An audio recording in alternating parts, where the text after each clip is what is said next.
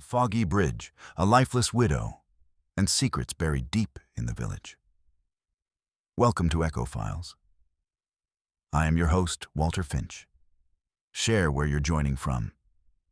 I love reading your stories. Now, let's begin. A light mist clung to the edges of the village green, softening the outline of the stone cottages and casting a pearly glow over St. Mildred's parish clock, whose chime had just marked the half-hour past 6. It was on such evenings that the little village of Brambleford seemed more like a painting than a place one might live in. A world of roses over trellises, low-beamed parlors, and well-tended gardens. Yet the villagers were stirring more than usual tonight, for it was the evening of the harvest supper at the parish hall, a tradition as old as anyone could remember. Though some claimed it had been going on since before the bridge over the Willow Stream had been rebuilt after the floods of '82. Miss Marple, bundled into a light tweed coat, was making her unhurried way down the lane. She always attended the supper, though not for the sausages or the marrow chutney, pleasant as they were, but because one heard things at such gatherings. Human nature, she reflected, was like a good patchwork quilt. You never saw all the seams until you looked very closely. Near the end of the lane, a small group of villagers had gathered, heads craned in the direction of the Willow Stream Bridge. The bridge itself was an old stone affair, narrow, with moss clinging to its edges, and a lantern hung from an iron bracket at its midpoint.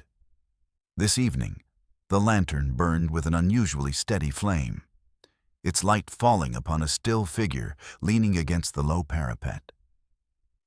At first glance, the woman seemed merely to be resting, her head inclined as though admiring the water. But the unnatural tilt of her neck told another story to anyone with an eye for such things. It was Mrs. Agnes Templeton, a widow of some 6 years, known for her impeccable white gloves and for never attending any village gathering without a small bouquet in hand. Tonight, there were no gloves, no flowers, only the faint glimmer of her wedding ring catching the lamplight as her hand dangled limply over the stonework. Constable Ford was already there, his cap askew, speaking in a low voice to Reverend Pritchard, who looked as though he'd been struck in the chest. Miss Marple joined the edge of the gathering without fuss, her eyes on the scene. She noticed at once the absence of Agnes Templeton's handbag, a staple of her appearances, and the fact that one of her brooches, a small silver swallow, was fastened not at her usual neckline, but oddly at her sleeve. "Terrible business," murmured Mrs. Weaver from behind her. "Heart attack, they say. Poor Agnes." Miss Marple's voice was mild, almost absent-minded. "Indeed, though one rather wonders why she'd be standing alone on the bridge in the chill just before supper. It doesn't seem comfortable." Before Mrs. Weaver could reply, Constable Ford called out for the crowd to disperse and make their way to the parish hall. The supper, he assured them, would still be held, though perhaps in a subdued spirit. But as the villagers drifted away in 2s and 3s, low voices buzzed with speculation, and 1 or 2 glanced back toward the lantern-lit figure as if drawn by something they could not quite name. Miss Marple lingered a moment longer, her gaze not on the widow, but on the damp stones of the bridge beneath the lantern. The light revealed a faint smear, too reddish for moss, too fresh for rust, just where the curve of the parapet dipped towards the water. She made no remark, but her eyes softened, as though filing the sight away among countless other small observations. When she finally turned toward the parish hall, the mist had thickened. Somewhere behind her, the steady flame in the lantern flickered as if in sudden protest.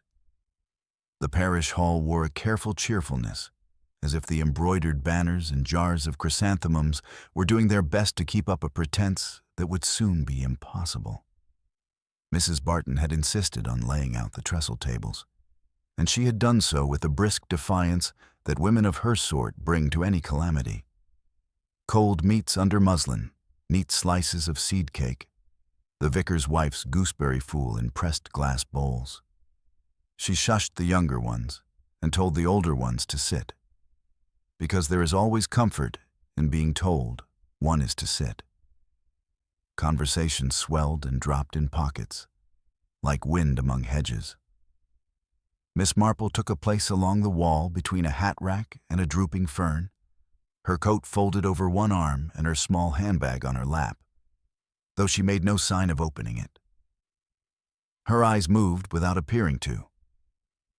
She saw Constable Ford in quiet discussion with Dr. Selby just inside the doorway. Stout, careful Dr. Selby had been fetched from his surgery and still wore his dark waistcoat. He did not glance about the room, for he was a man who disliked scenes. Beyond them, Reverend Pritchard had taken a position by the serving hatch, a posture of strained solicitude upon his sharp features. He was speaking to Mrs. Weaver, who nodded very fast, and to Violet Reed, Agnes Templeton's housekeeper, who had come in white-faced, hands tight upon a rolled shawl.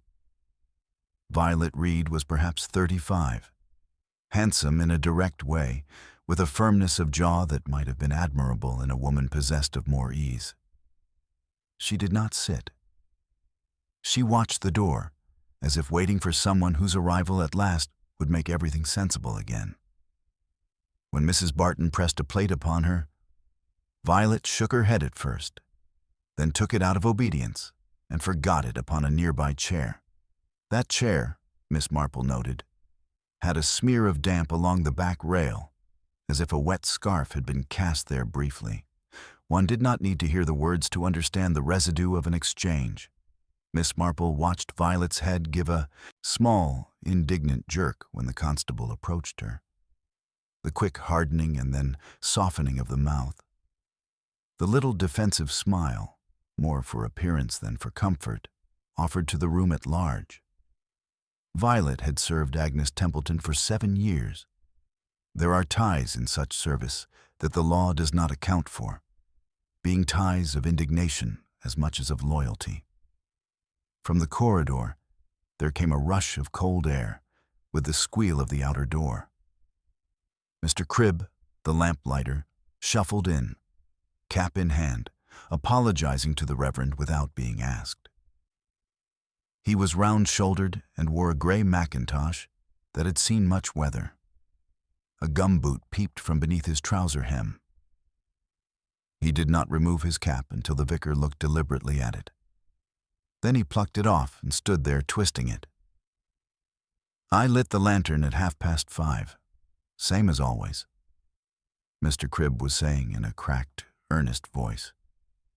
"It catches if you turn the wick just so. Mrs. Templeton was there, sir, asked me the time. 5:30, says I. She thanked me civil, and I went on to the East Lane post. That's all as I know." "Did you see her speak to anyone?" asked Ford. Mr. Cribb's eyes half shut in thought, then shook his head. "Just her, looking proper. No bag, though." The last 2 words tumbled out as if he hadn't meant to say them. Ford's head came up. "No bag? I didn't see one," Mr. Cribb muttered, suddenly obstinate. "But then I don't set to noticing ladies' bits and pieces. The light was fair on, and my eyes, well," he belatedly remembered to be old. "I'll go along now, Reverend." "Just a moment," Dr. Selby interposed, his voice quiet. "Mr. Cribb, was the lantern burning high when you left it? Higher than usual?" Mr. Cribb looked startled. "Well, I suppose Mrs. Templeton, asked if it could be turned up, said it made the bridge pretty like. I turned it a quarter. Seems foolish saying it now." Miss Marple felt the light pressure of knowledge without yet a shape, like the heaviness in the air before rain. Women of Agnes's sort did not think of prettiness on a chilly evening, unless there was someone to whom prettiness might matter. A child's giggle, indecently normal, rippled through a back corner of the room and was suppressed by a sister's pinch. Mrs. Barton clapped her hands. "We will say grace," she announced, and looked automatically to the vicar. He came forward, the habit of words finding him. The prayer fell over the room like something stretched too thin. It covered, but only just. Afterwards, plates were filled. No one ate much. Murmurs grew thoughtfully louder, thrusting up names the way hedgerows thrust up birds on a morning of dogs. Mrs. Larch spoke from one side in whispers that were not whispers at all. There was that business with the memorial fund. Agnes would hold it over people. "Don't look at me like that, Dora." Well, she would. "A little contribution," she'd say, and then remember exactly how little. Miss Marple's eyes slid to the Reverend. He stood with his hands idle, not yet touching the food, and listened without seeming to listen. The vicar's niece, Mary, a thin girl with an intelligent, mobile face, drifted near Miss Marple with the abstraction of the young who intend to overhear. "You oughtn't to be out alone, dear," Miss Marple said gently, which is a way of asking why one is. Mary made a little face. "Aunt said I was in the way," she muttered, in that honesty which is really pride. "I went along the green to see if anyone was coming after me. I did see Mrs. Templeton on the bridge at about 20 to 6. She was with someone." "With someone?" Miss Marple's interest was vague. She tapped a finger on her bag in absent rhythm. "I couldn't see properly," Mary said, warming to it. "A taller person, gray coat. They stood close in the middle where the lamp is. I thought it looked like, well, like quarreling without the hands. You know? The sort where the talk is soft, but your mouth goes sharp." "Very intelligible," said Miss Marple admiringly. "A gray coat is very common, I'm afraid." Mary shrugged. "It made me think of Mr. Vale, though. He's staying at Mrs. Weaver's. He has a gray overcoat. He's from London. He said so 5 times. There was a knife edge of adolescent scorn. "Mr. Vale," Miss Marple repeated, storing a name as one might place a pin in a pincushion. Before Mary could say more, Mr. Vale himself appeared as if conjured. A man of about 40, neatly made, with hair too black for the village and shoes too good for the mud. He had the social energy of a person anxious to be agreeable. He hovered at the fringe of several conversations without quite entering any of them. Smiling with his eyes and looking, Miss Marple thought, for the safest place to stand. His gaze caught Violet Reed's and slipped away with the smallest startle, like a fish feeling a line. For it had gone and come again twice in the space of these small happenings, one of which was that Mrs. Barton tried and failed to start the raffle for the wool blanket. Dr. Selby had sent discreetly for his bag, which arrived with his assistant, a serious boy, who deposited it and retreated. The doctor spoke again with the constable, and this time Ford's expression grew more set, as if something heavy had been laid upon him and he could not yet shift it. He took off his cap, looked at it, put it on again, and mounted the low dais as though it were a dock. "I must ask for your attention," he said. There is no kind way to ask for attention at such a time, and he did not find one. Until Dr. Selby completes his examination, the death of Mrs. Templeton will be treated as, well, as something that requires looking into. I would be grateful if no one left the hall for the moment, and if those who saw Mrs. Templeton this afternoon would give me their names. A movement like a shiver ran around the room. It gathered up 3 or 4 people and set them before the constable, keen to demonstrate their innocence through promptness. It stung others into indignation. Mrs. Larch declared in a carrying whisper that, "We are not criminals." Mr. Vale promptly brought himself to Ford's elbow. It is the way with certain men. "I arrived at 5, he told the constable. "I saw Mrs. Templeton across the green at about past, but I did not speak to her. I am very new here, I would not presume. I have been in the hall since, helping with chairs. Ask Mrs. Weaver." Mrs. Weaver bobbed a nervous confirmation. "He did, yes. He's very handy." Violet Reed had not moved at the announcement. She stood very still, eyes lowered, her hands upon the rolled shawl, which Miss Marple now saw was Agnes Templeton's, a fine gray wool with a neat darn near the corner. A few drops had spattered the fringe. They were brown now, but they had not begun that color.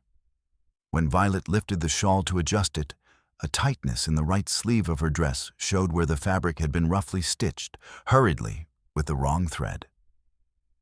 On her left sleeve, near the cuff, a pearly scratch marked the skin as if she had recently fumbled with a pin. Something else made itself known to Miss Marple. A faint mineral scent that had come in with Mr. Cribb and stayed, red water and iron. She glanced at the floor near the side door leading to the vestry. There, scarcely noticed against the scumbled wood, were two prints of a wet sole, narrow, with a little nick along the instep. Not boots. A shoe slipped on, then off. Beside the prints, tucked half under a milk churn used for umbrellas, lay a pair of rubber overshoes, the sort that slide over town shoes. They were the size of a man's, and they were damp inside. Someone had concealed them badly, and in haste. Mrs. Barton, pattering past with a tray, followed Miss Marple's glance and frowned. "People are so untidy," she said, and wisely moved the churn to cover the overshoes entirely, thus concealing them more efficiently for whoever would later be grateful. Dr. Selby approached the dais and spoke low. Ford nodded, swallowed, and cleared his throat. He looked at Violet. Then he did not look at Violet. "I have to tell you," he said slowly, "that there are signs Mrs. Templeton did not die of a seizure or of natural causes. There are marks upon the neck, under the scarf, and a contusion near where she must have struck the stone if there was a fall. What that means exactly, I'll not be saying until the doctor has finished. But I must ask your cooperation. No one is to go down to the bridge. I've a man posted." There was an intake of breath from the room, as if everyone had been holding on to the last of their plausible stories and now must think of new ones. A chair scraped. Mary flinched at the noise and made herself small beside Miss Marple. The older woman patted her hand once, and then withdrew it, her expression mild and unfocused, which in Miss Marple signified an attention like small hooks catching at wool. "What's that you've got there?" Ford asked suddenly from the front of the crowd, and for a panicked second Violet Reed seemed not to know he meant her. She looked down at the shawl in her hands, then up again with an expression almost defiant. "Her shawl," Violet said. "It was in the hall earlier. She must have brought it with her when she came to speak to Mr. Pritchard about the—" She stopped herself, but the word hung among them like a scent. "About the memorial. I found it on the chair, her chair. I thought it should not be left lying about." "Her chair?" Ford repeated blankly. Violet's mouth tightened. She liked the end seat by the hatch. She always sat there, even if she said she wouldn't stay but a minute. She was particular. "She was," Miss Marple murmured, so softly that it was hardly speech. She was thinking of the brooch on the wrong sleeve, and of a woman who was particular placing a thing in the wrong place, which is very nearly a message. A thin woman with bright, accusing eyes, Mrs. Larch, thrust herself forward. "If you're asking who had cause," she began with relish, "there's people as were not pleased by how Agnes kept the memorial subscriptions. I myself—" "Not now, Mrs. Larch," Reverend Pritchard said sharply, more sharply than was his custom. He had gone pale. "This is not the time." Miss Marple's glance rested upon him a moment, then moved on. She knew that tone and the pallor, and the way a clergyman's hand curls upon itself when something of his stewardship has gone awry. She had seen it in St. Mary Mead, when a choir boy with clever fingers and a sorrowful mother had learned too early how easy some locks are. "Constable," said Dr. Selby from the doorway, "if I might have a word." Ford went. The room breathed again. Miss Marple allowed herself to be guided by the tide of small necessities to a table where Mrs. Barton had set down tea. She took the cup she was offered and held it for warmth, watching the tiny skin form and break upon its surface.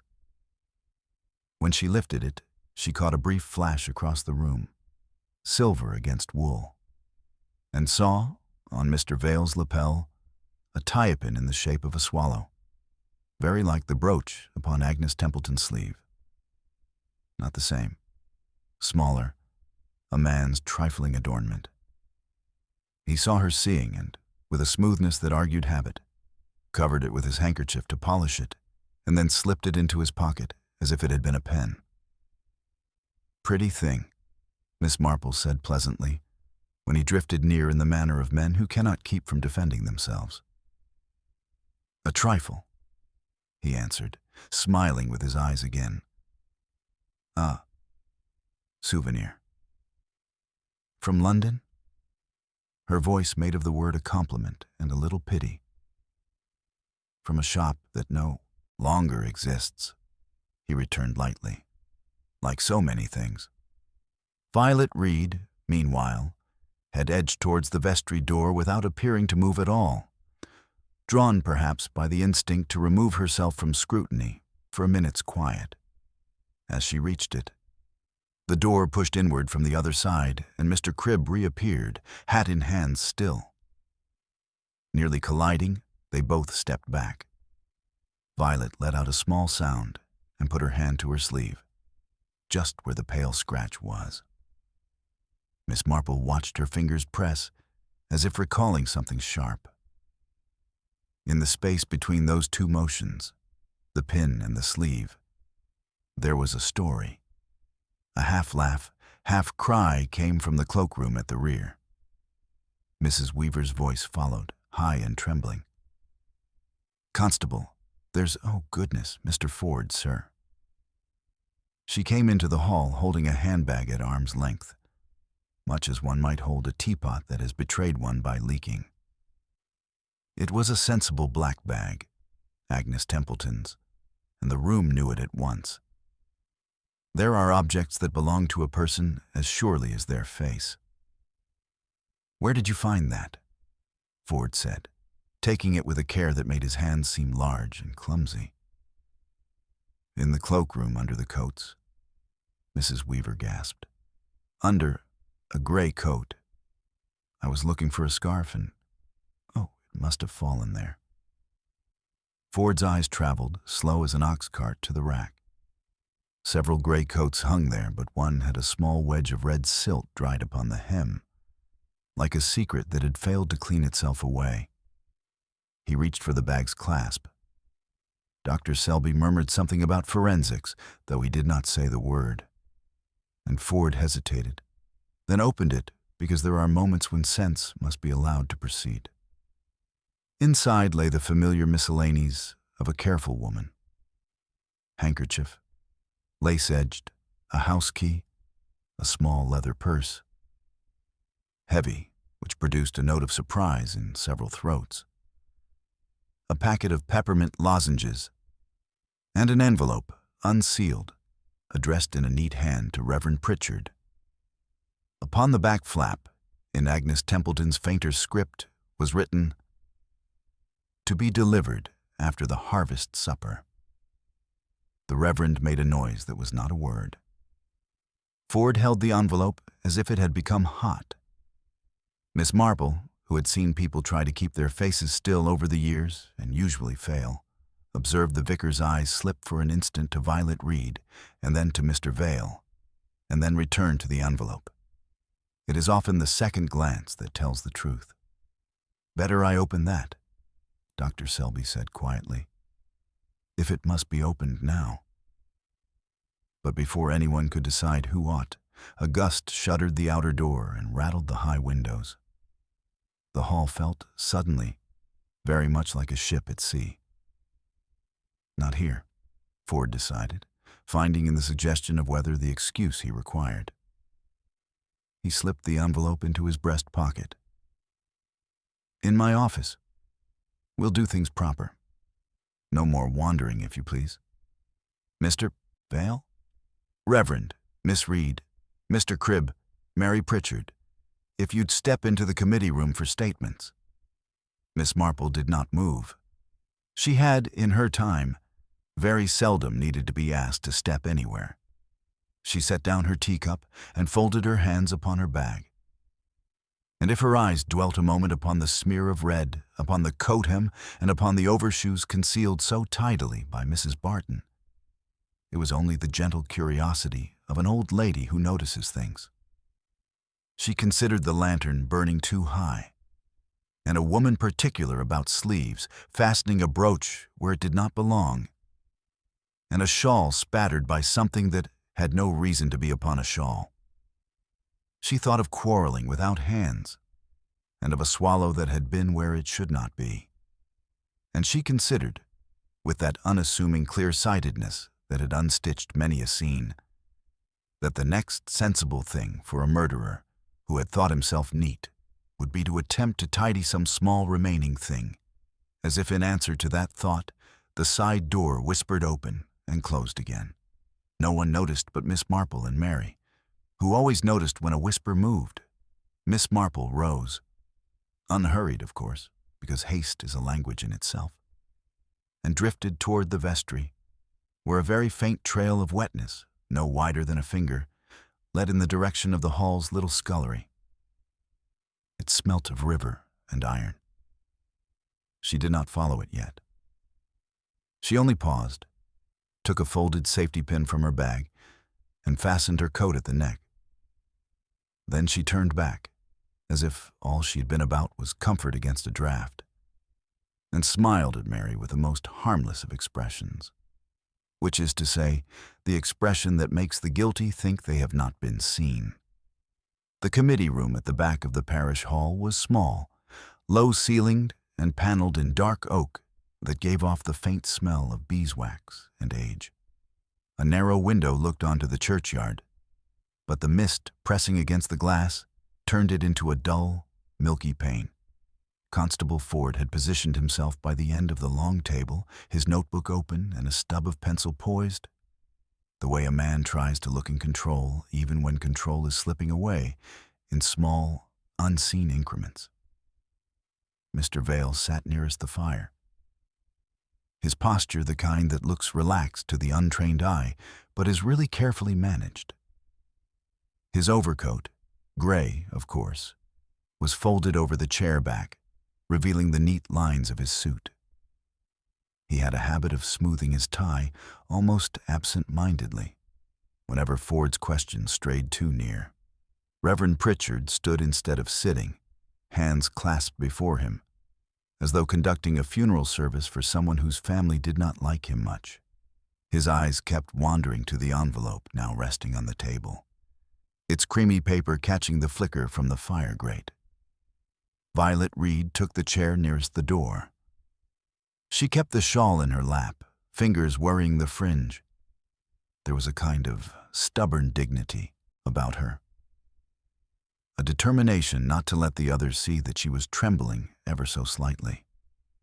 Mr. Cribb, the lamplighter, was at the far end, cap on the floor between his boots. He stared at his knees most of the time, as though conversation were a storm passing overhead, and his best hope was to keep his head down until it moved on. Mary Pritchard, drawn into the room by Ford's request but clearly unwilling to be there, perched on the edge of her seat. She kept casting glances toward the door, perhaps hoping Miss Marple might drift in after her. But Miss Marple had not come in. Instead, she remained in the main hall, listening to the scrape of chairs and the shuffling of feet as the rest of the villagers tried to settle into an uneasy semblance of supper. She was not one for crowding into a room when the scent of things could be gathered more usefully from without. People, she knew, often emerged from such interviews more careless in their speech than they had been going in. From her unobtrusive place by the tea urn, she could hear Ford begin with Mr. Vale. "You said you saw Mrs. Templeton at 5:30. Ford's voice carried faintly. "Where were you standing?" Vale's tone was smooth, conversational. "Just outside the hall. I had stepped out for some air. London air spoils one, you know. One forgets how very damp it can be in the country." "And she didn't speak to you?" She seemed preoccupied. Looking for someone, perhaps. I gave a polite nod, but she didn't return it. I assumed she hadn't seen me. Miss Marple's gaze softened in mild recollection. She had never known Agnes Templeton to overlook a greeting. Inside the committee room, the questioning moved on. "Miss Reed," Ford said, "what time did you last see Mrs. Templeton alive?" Violet's voice was low but steady. "I was in the kitchen, helping Mrs. Barton with the puddings. Mrs. Templeton came in at about 5:15 to speak to Reverend Pritchard. I didn't hear what they said." "Did she have her bag?" "Yes," Violet said quickly. "I remember because she set it down on the counter while she adjusted her scarf." "Did she take it with her when she left?" Violet hesitated. "I thought so." Ford leaned forward slightly. "You're not sure?" "She was already going out the door when I turned back from the oven. I can't swear I saw the bag in her hand. But she had it when she came in." Miss Marple's attention sharpened at that, though she appeared to be pouring herself another cup of tea. A woman as habitually careful as Agnes did not forget her handbag unless she had been interrupted, possibly startled. Now it was Reverend Pritchard's turn. His answers were clipped, economical. "She came to see me about the memorial subscriptions," he said. She had been concerned that the fund was not growing quickly enough. Ford tapped his pencil. "Was there any disagreement?" I explained that some pledges had yet to be collected. "Were you among the people who pledged?" A faint flush rose on the vicar's cheekbones. "Naturally. A small sum in keeping with my means." "Did she threaten to make public the amounts?" "She had a forthright manner, but she never said so outright." Miss Marple caught that in her mental net. Reverend Pritchard, she suspected, would not lie outright to the police, but he would, if pressed, tell a truth that bent sideways. Back in the main hall, the hum of conversation had resumed in a muted, uneasy rhythm. Mrs. Weaver was telling Mrs. Larch, in the tone of someone imparting a great secret, that Agnes Templeton had once refused to lend her a teapot for a garden party on the grounds that porcelain does not survive the careless. Mrs. Larch responded with relish that Agnes had done much the same with her cake stand. Miss Marple's eyes drifted to the coat rack again. The gray coat with the silt on its hem hung as innocently as if it had always been there. But she noted that it now had a scarf draped loosely over the collar. One she did not recall from earlier. Someone had tried to give it a companion, perhaps to soften its solitary recognizability. The scarf, however, was dry, while the coat's hem was not. She let the observation rest. In her experience, if you plucked a thread too soon, the whole tapestry might fall before you could see the pattern. The committee room door opened, and Mr. Cribb emerged, blinking at the brighter light of the hall. Miss Marple gave him a small, kindly smile, which seemed to ease his startled stiffness. "Bit of a muddle, isn't it?" she said. He rubbed the back of his neck. Never seen such a to-do since the floods. And this'll be worse. Floods don't talk back. No, Miss Marple agreed. And they don't hide things under other people's coats either. He gave her a quick, sidelong look. But before he could ask what she meant, Mrs. Barton descended upon him with a plate of sandwiches, and the moment was lost. One by one, the others emerged from their interviews. Mr. Vale came out smiling faintly, as if he had given nothing away. Violet Reed's face was tight and pale. She went straight to a corner table and began folding napkins with unnecessary precision. Reverend Pritchard walked past Miss Marple without meeting her eye, which in itself was a kind of confession. Ford followed last, looking weary. He crossed to the coat rack, lifted the gray coat with the silted hem, and examined it. His gaze flicked toward Vale, who was engaged in an exaggeratedly cheerful conversation with Mrs. Weaver. Miss Marple stepped closer. "Constable, you've had a long evening." He gave her a half-smile. "And it's not over yet." Her tone was gentle, almost apologetic. "You'll be careful, won't you? Not to accept what is offered too easily? People are rather good at placing things in one's path when they want to be sure one notices them." Ford frowned, uncertain if she was warning him or criticizing him. "And you think someone's done that?" "Oh, I shouldn't like to say," Miss Marple replied vaguely. "But I do recall a case once in St. Mary Mead, where a gentleman swore to having found a stolen watch in the hedge at the vicarage. Only it turned out he had planted it there himself, in the hope of diverting attention from his own pantry." Ford's brows drew together. He looked again at the coat. "You think this could be the same sort of—" Miss Marple interrupted herself by pointing delicately toward the doorway. "It seems your Mr. Vale is leaving, Constable?"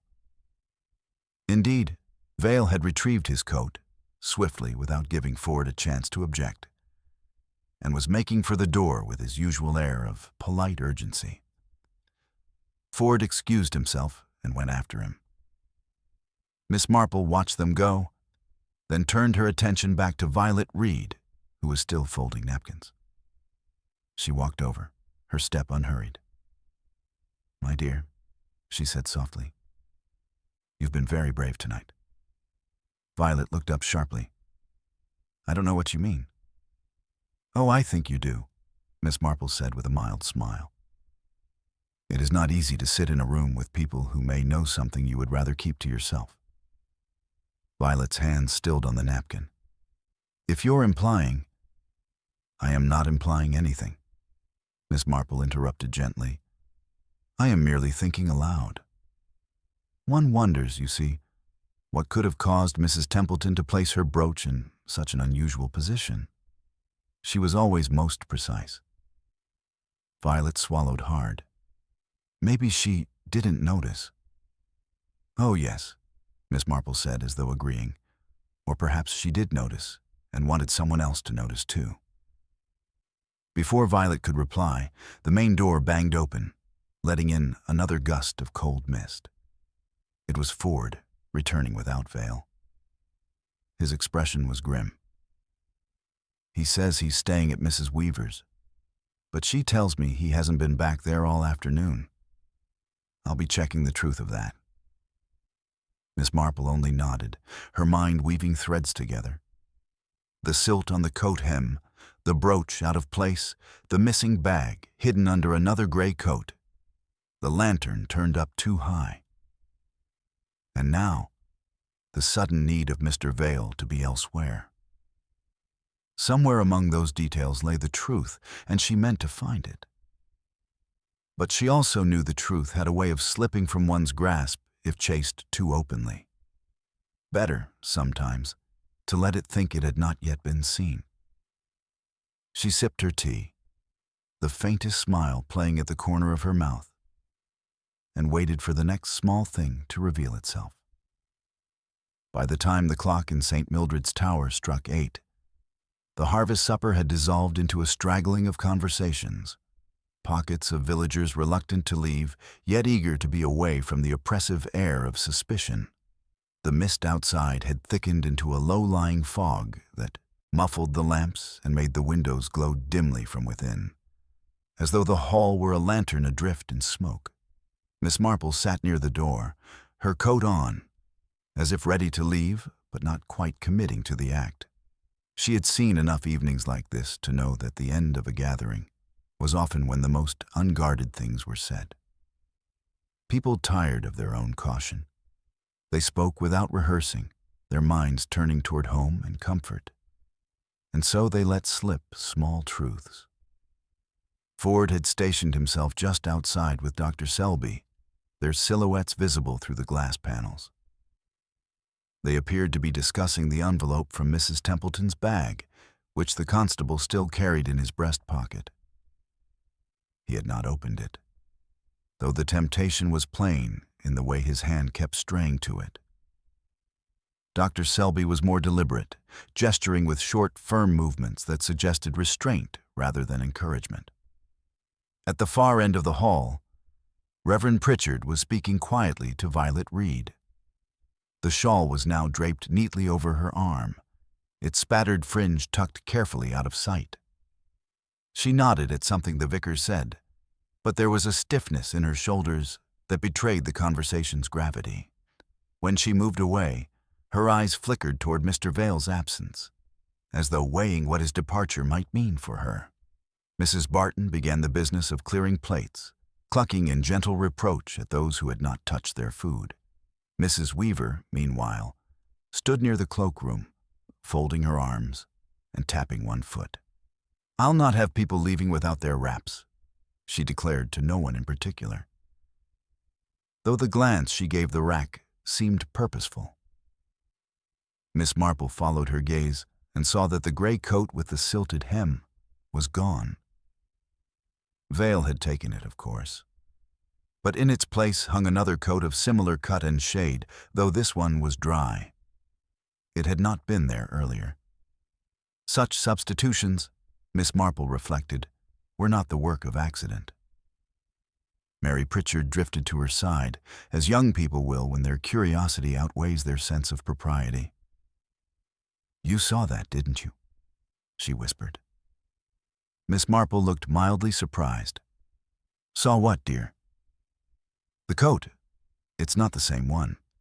That one's Mrs. Green's. She went home early and must have left it by mistake, or someone put it there.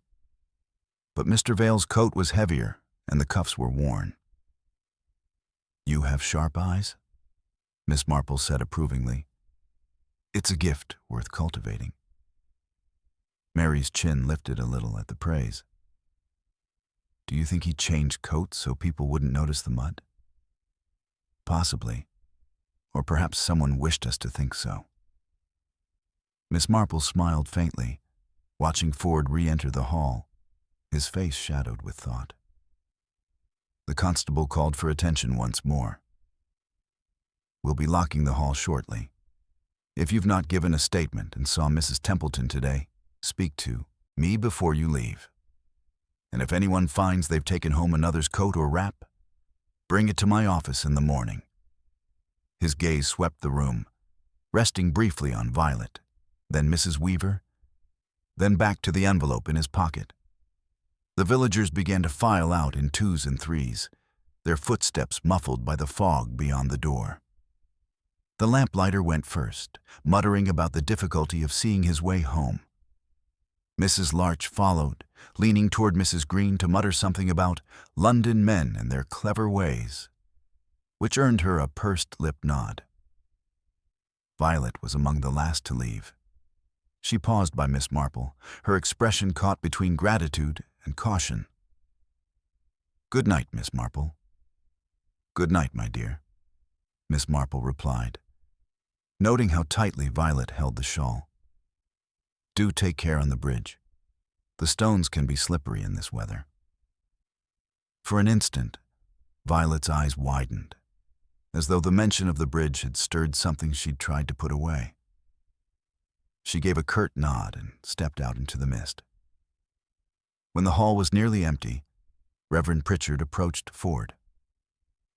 "About that envelope," he began. But Ford held up a hand. "Tomorrow morning, in proper form. There's no sense rushing when tempers are high." The vicar hesitated, then inclined his head. "As you wish. Good night, Constable." Miss Marple took that as her cue to rise.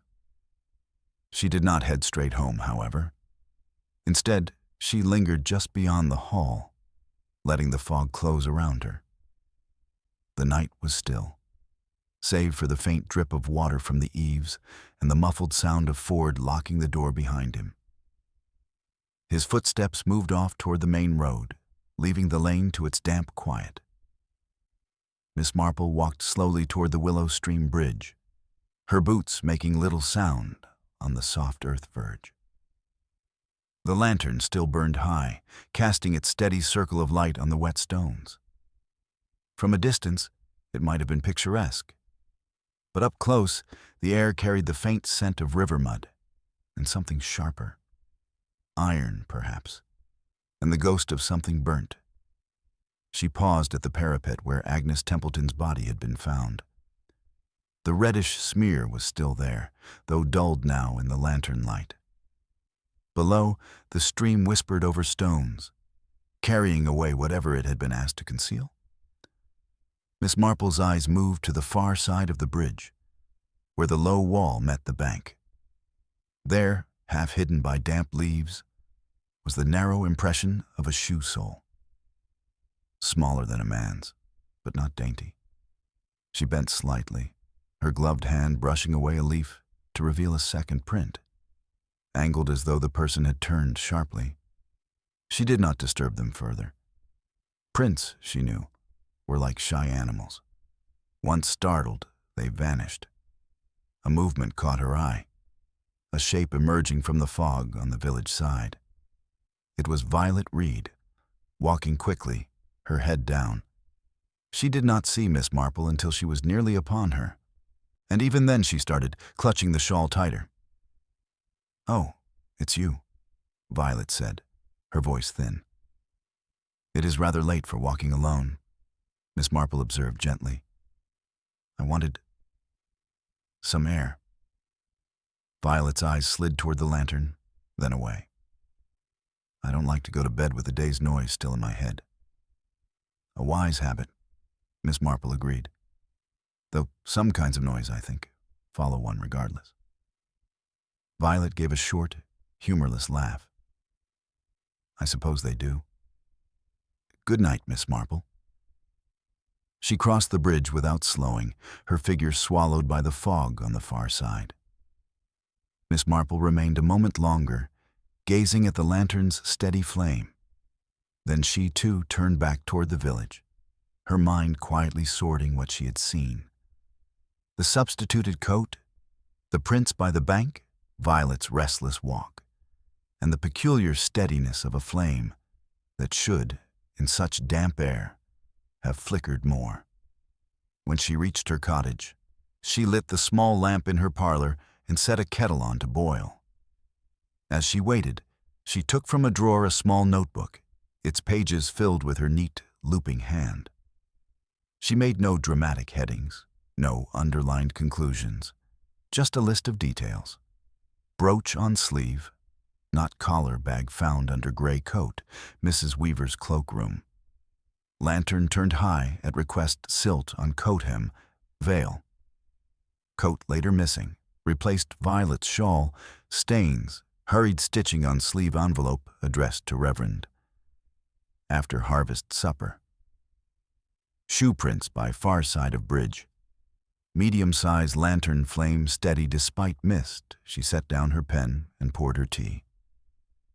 The pattern was not yet complete, but it was emerging. The trick, she knew, was to let it arrange itself rather than forcing it. In such matters, haste often served the wrong person. Outside, the fog pressed against the windows, and somewhere down the lane, a pair of footsteps passed, too quick for a casual stroll, too slow for real flight. Miss Marple sipped her tea, her eyes half closed, listening until they faded. In the morning, she thought, there would be more talk. And perhaps, if one listened very carefully, something useful would be said by someone who did not mean to say it at all. Morning in Brambleford came reluctantly, the fog having settled into a stubborn, pale gray shroud that dulled the outlines of the cottages, made the distant hills vanish entirely. The village green, so bright on ordinary days, lay muted under the damp, the grass beaded with tiny drops that clung like glass beads to every blade. Miss Marple was already up, her breakfast dishes washed and set neatly on the rack, when the sound of hurried footsteps passed her gate. She glanced out to see Mary Pritchard, scarf hastily knotted, making her way toward the vicarage with the determined stride of someone eager to be in the center of unfolding events. It was not the only sign of unusual activity. A short while later, Constable Ford appeared on the lane, his cap pulled low against the damp and a small leather case in his hand. He paused when he saw Miss Marple in her garden, leaning lightly on the handle of a trowel. "Good morning, Miss Marple. Thought I'd best be on my way to the vicarage. I've the envelope from Mrs. Templeton's bag, and I intend to open it there with Reverend Pritchard present." "How very proper," Miss Marple said mildly. "I do hope you won't mind if I accompany you for part of the way. It is a lonely walk this morning, and a little company is a kindness to the feet." Ford looked faintly wary. He had learned that Miss Marple's company often led to unexpected observations, but he nodded. "Of course. I suppose you'll be hearing about it all soon enough." They set off together along the lane. The damp seemed to gather sound close, so that each step and each word hung in the air between them. "I hope," Miss Marple said conversationally, "that the letter does not prove to be a mere list of subscriptions." Ford grunted. "If it is, then someone took a lot of trouble over nothing. And I don't think Mrs. Templeton was the sort to waste ink when she could make a point in person." At the vicarage gate, they found Reverend Pritchard waiting on the step. His manner was composed, but there was a tautness in the way his fingers intertwined. He ushered them inside and led the way to his study, a narrow room with tall bookshelves and a small writing desk by the window. Dr. Selby was already there, standing with his back to the fire. "Morning, Miss Marple," he said with a polite inclination of his head, though his eyes remained on Ford's hand as the constable set the envelope on the desk. Pritchard adjusted his spectacles and nodded for Ford to proceed. The constable slit the envelope carefully, extracted a single folded sheet, and spread it open on the blotter. The handwriting was Agnes Templeton's, firm, deliberate, with the flourishes of one taught in the old school. The message was brief. "To Reverend Pritchard, in the event that this reaches you after the harvest supper, I feel compelled to state that certain irregularities in the memorial fund have come to my notice. I had intended to speak with you directly, but if prevented, I advise that all records be examined forthwith. Truth is best uncovered before others seek to twist it. A tea." There was a silence after Ford finished reading it aloud. The vicar's face had paled, but he stood very still. "This is easily explained," he said at last, though his voice was tight. "The fund has been slow in collecting pledges. Mrs. Templeton was perhaps inclined to suspicion. Miss Marple's expression was one of vague sympathy. Yes, some people are. And yet, it is odd that she should have thought herself at risk of being prevented from speaking. Such a phrase does rather suggest interruption." Ford's eyes narrowed slightly. "And the timing. The letter written for after the supper. Why not before?" Because, Miss Marple said softly, she wished her words to come after some other matter had been settled, or attempted. It makes one wonder what she expected to happen between her writing it and the end of the evening. The vicar made a restless movement. If you will excuse me, I have duties. But Ford stepped forward. One moment, Reverend. When did you last see Mrs. Templeton alive? Pritchard hesitated, then said, About 5:20.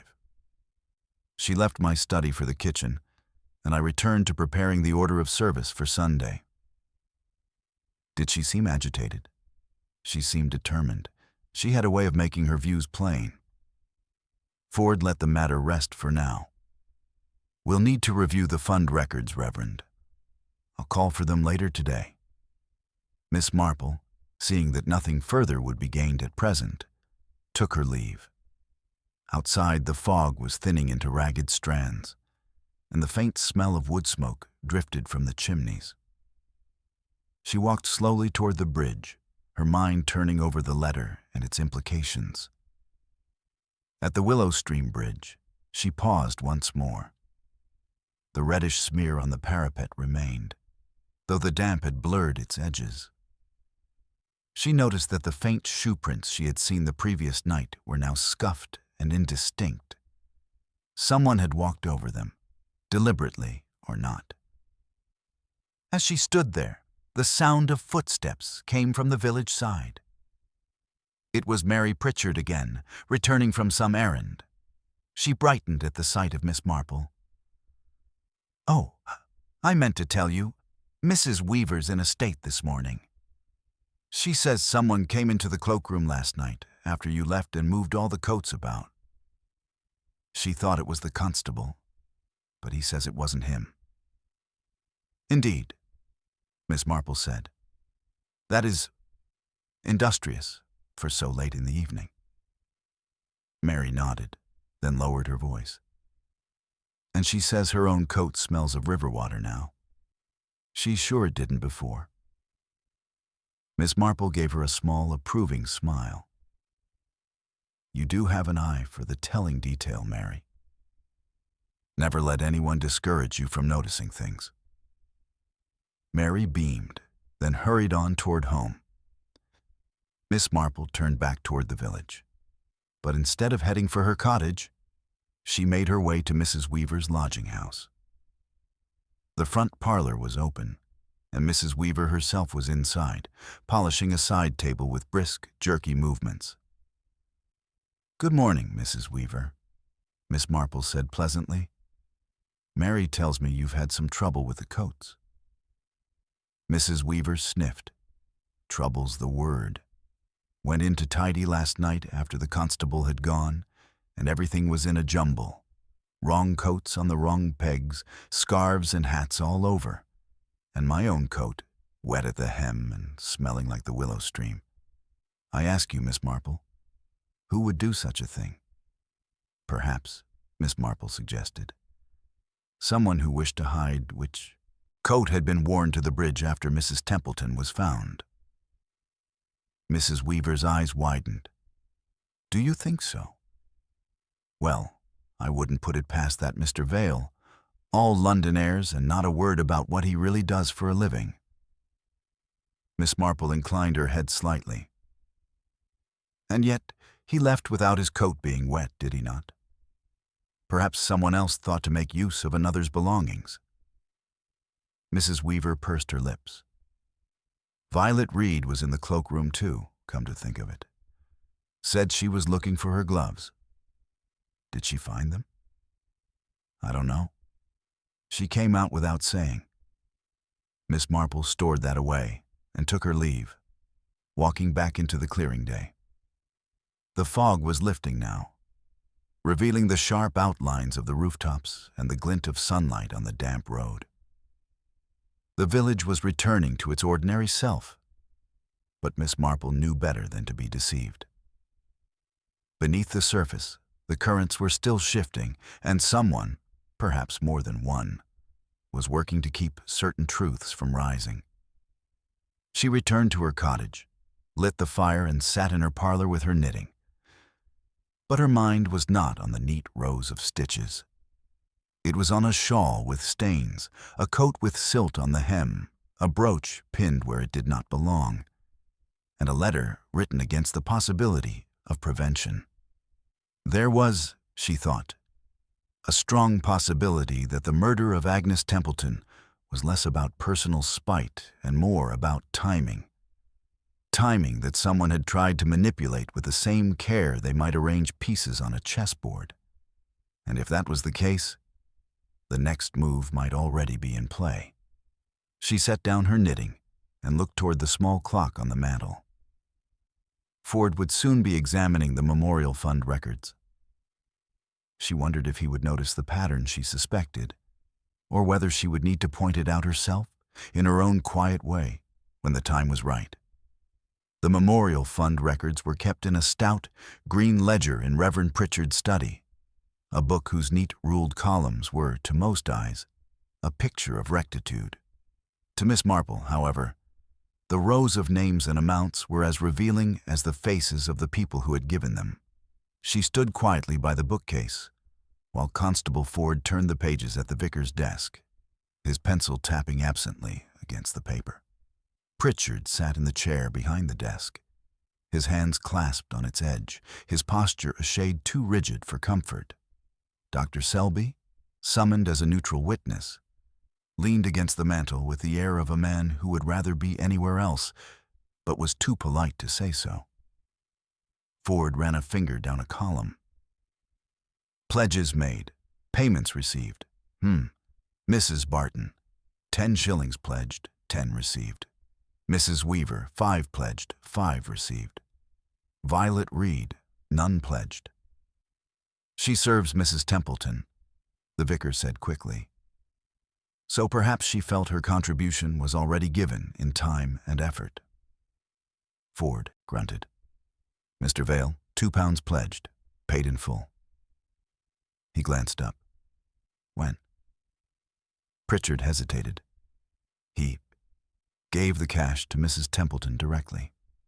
I can only take her word for it. I have not yet entered the receipt. Miss Marple, who had been studying the spines of the books in the case, said mildly, That would have been on her person then. In her handbag, perhaps. Pritchard's eyes flickered. Perhaps. Ford continued down the list. A few others. Paid, unpaid, nothing unusual. But here, he stopped. Agnes Templeton, £5 pledged to her own memorial fund. It was a symbolic gesture, Pritchard said, his voice tight. To encourage others. She placed it in the fund at the outset. Ford made a small noise of skepticism and turned another page. And here, 2 withdrawals for expenses. One for hymnals, I see. The other, repairs to the hall roof. The roof is in need of work, Pritchard said, but Dr. Selby's brow lifted. It was repaired last spring, surely, the doctor said. I remember the scaffolding. No reason to do it again so soon. Pritchard did not meet his eye. Small jobs do arise, Doctor. It was nothing extravagant. Miss Marple, still with her attention apparently on the books, said, One hears of cases where an account has been borrowed from, with the best of intentions, of course, and with every hope of replacing the sum before anyone is the wiser. Ford looked up sharply, but Miss Marple's gaze remained mild and non-accusing, as though she were recalling a neighbor's peccadillo rather than hinting at the current matter. The vicar cleared his throat. If you've satisfied yourselves with the records, Constable, I have parish business. Not quite, Ford interrupted. This matter of Mr. Vale's payment, I'll need to verify it. And I'd like to know what time he gave it to Mrs. Templeton. Pritchard hesitated. He said it was last week. Thursday, I believe. Miss Marple turned from the bookcase, her knitting bag in hand, as if ready to leave. Thursday. The day, I think, that Mrs. Templeton wore her silver swallow brooch, yes? The vicar looked startled. Yes, she did. She said it matched her blouse. Curious, Miss Marple murmured, how it found its way to her sleeve on the night of her death. I suppose brooches do have a way of wandering. Dr. Selby gave her a thoughtful look, but Ford had closed the ledger and was already tucking it under his arm. Thank you, Reverend. I'll take this for now. Outside in the lane, the pale sun was beginning to burn through the fog. Ford walked beside Miss Marple, his steps quick. You've got something in mind about that brooch. Not yet, Constable. But I am beginning to think of it less as an ornament and more as a signal. A signal? Yes. If one wished to send a wordless message to someone who would understand, one might place a familiar object in an unusual position. The trick would be making sure it was seen by the right eyes. Ford frowned, not quite following, but before he could press her, Mrs. Barton's voice called from her gate. Miss Marple, Constable, you've heard the latest? Violet Reed's gone up to the hall this morning, said she left something behind, but Mrs. Weaver swears she's already been in once today. Miss Marple's eyes brightened just slightly. That is interesting. Shall we? They found Violet in the hall scullery, her back to the door, leaning over the small sink. She started when Ford spoke. Looking for something? Her hands dropped into the water with a splash. My gloves. I thought I might have left them here. Ford's gaze swept the counter. Find them? No. She turned, drying her hands on a cloth. The shawl she had carried last night was now absent. Miss Marple's eyes drifted to the small pile of cloths on the draining board. Among them was a square of fine wool, damp and faintly stained. She said nothing, only filed it away. Violet stepped past them quickly, murmuring a goodbye. Ford made to follow her, but Miss Marple touched his arm lightly. Let her go for now. She has just told us something without meaning to. Which is? That the thing she came for was not here at all, or if it was, she did not wish to be seen taking it. Ford scowled. We can't just let people. Sometimes, Constable, one learns more by allowing a person to think they've succeeded. She will feel safer, and that is when she will make the mistake we need. They left the hall, but instead of heading straight to her cottage, Miss Marple walked toward the willow stream. The lantern had been extinguished now, but its bracket still held a faint scent of lamp oil. She examined the stones at the base of the parapet, where the reddish smear remained, and then glanced at the waterline below.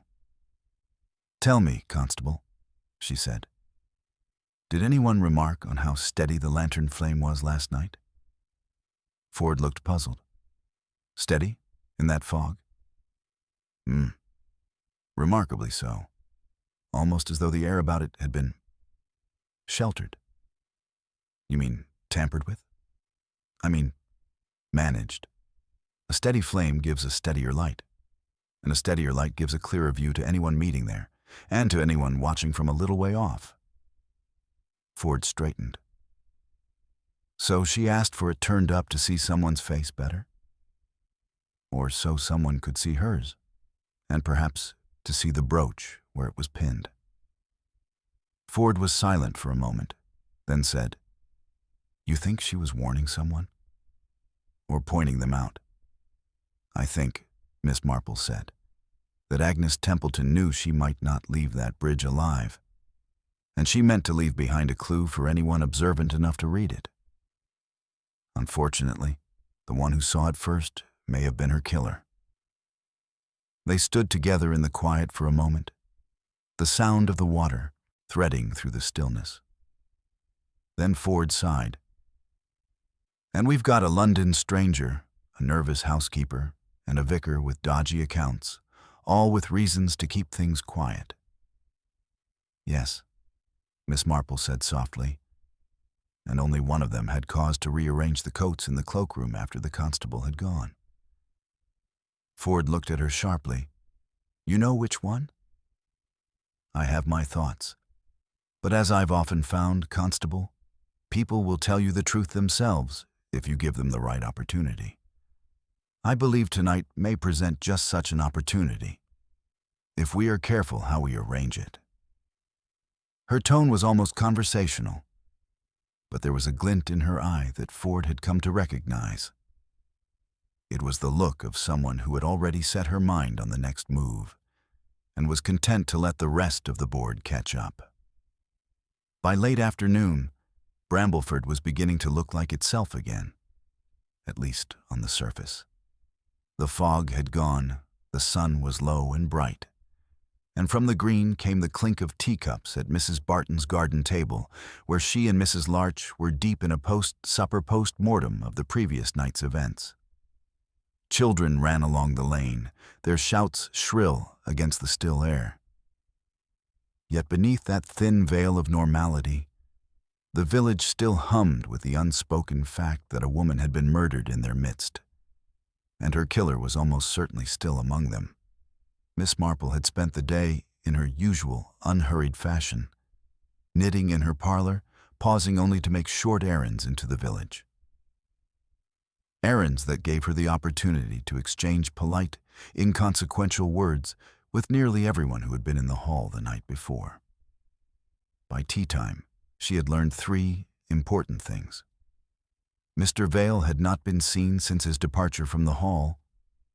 Violet Reed had been to the vicarage once already that day, and Reverend Pritchard had postponed an evening parish meeting, citing unexpected circumstances.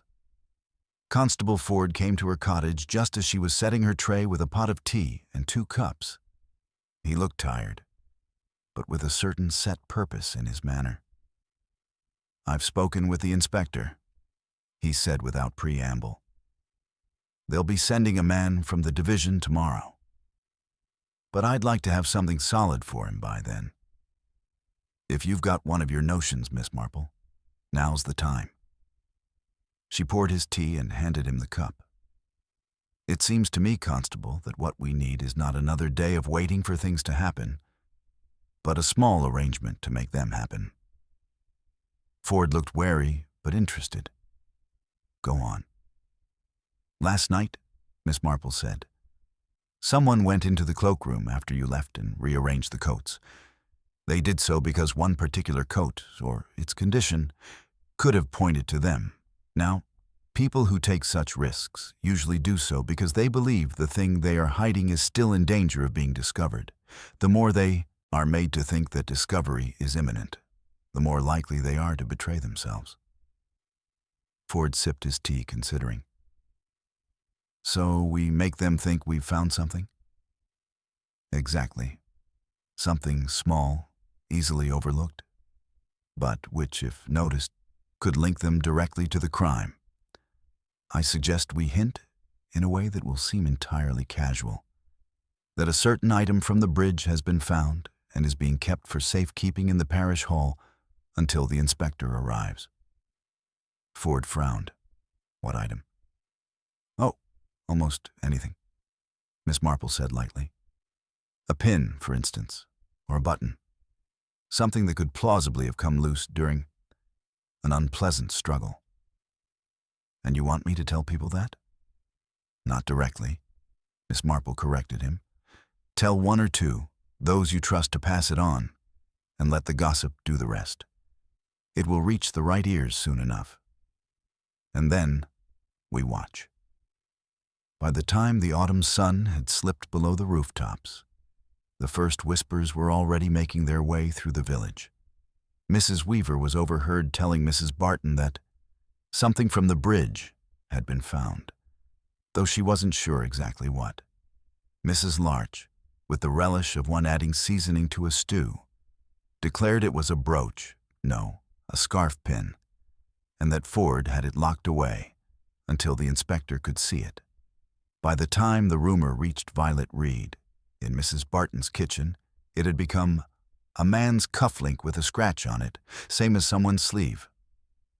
Miss Marple, meanwhile, positioned herself unobtrusively in the parish hall. She had persuaded Mrs. Barton to unlock it under the pretext of returning some table linens, and the two women moved about the dim space in companionable quiet. The cloakroom door stood open, the pegs lined with coats belonging to no one in particular, left behind over the years, the way village halls tend to collect such things. It was nearly 8:30 when the outer door creaked open. Miss Marple, in the shadows near the serving hatch, saw a figure slip in quickly, pausing to listen. The shape was familiar. Violet Reed, her headscarf tied tightly, her posture tense. She crossed to the cloakroom with quick, decisive steps and reached for the middle pegs. Miss Marple's voice came from the gloom, mild as a breeze. "Looking for something again, my dear?" Violet froze, her hand still on the coat she had been about to lift. Slowly, she turned, her expression carefully composed. "I thought Mrs. Templeton's shawl might still be here. I wanted to see." "It's in the constable's keeping," Miss Marple said, "along with that little item from the bridge everyone's talking about." Something flickered in Violet's eyes. Fear, quickly masked. "I don't know what you mean." "No, of course not," Miss Marple agreed gently. "But it is strange, isn't it? How things from that night keep moving about. Shawls, coats, brooches." Violet's lips pressed together. "You've no right to question me." "I'm not questioning you, my dear," Miss Marple said, still in that maddeningly mild tone. "I'm only wondering why Mrs. Templeton, who was so particular, would fasten her brooch on her sleeve unless she wanted someone to notice it, and why she might choose to meet someone on the bridge under a brightened lantern. She must have been sure they would come. Did she ask you to fetch them, perhaps?" For a heartbeat, Violet's composure cracked. She thought someone was cheating her," she said, the words tumbling out before she could stop them. "She said she was going to tell everyone after the supper. I told her not to make a scene." "Did you tell Mr. Vale?" Miss Marple asked softly. Violet's eyes widened. "I didn't." She stopped, realizing too late that she had not denied knowing he was involved. Before she could recover, the hall door opened again. It was Ford, stepping in from the night with the quiet tread of someone who had been listening just outside. "Miss Reed," he said evenly, "we'll have that statement now." Violet's face went pale. "You can't think—" "I think you know more than you've said," Ford told her, "and I think we'd better hear it before the inspector gets here." As Ford led Violet away, Miss Marple moved to the cloakroom, her gaze sweeping the pegs. On the floor, just inside the door, lay a small smear of dried silt, the same reddish-brown as the mark on the bridge parapet. She bent to examine it, noting the faint impression of a shoe edge beside it. It was not Violet's shoe size. When Ford returned, she showed him the smear.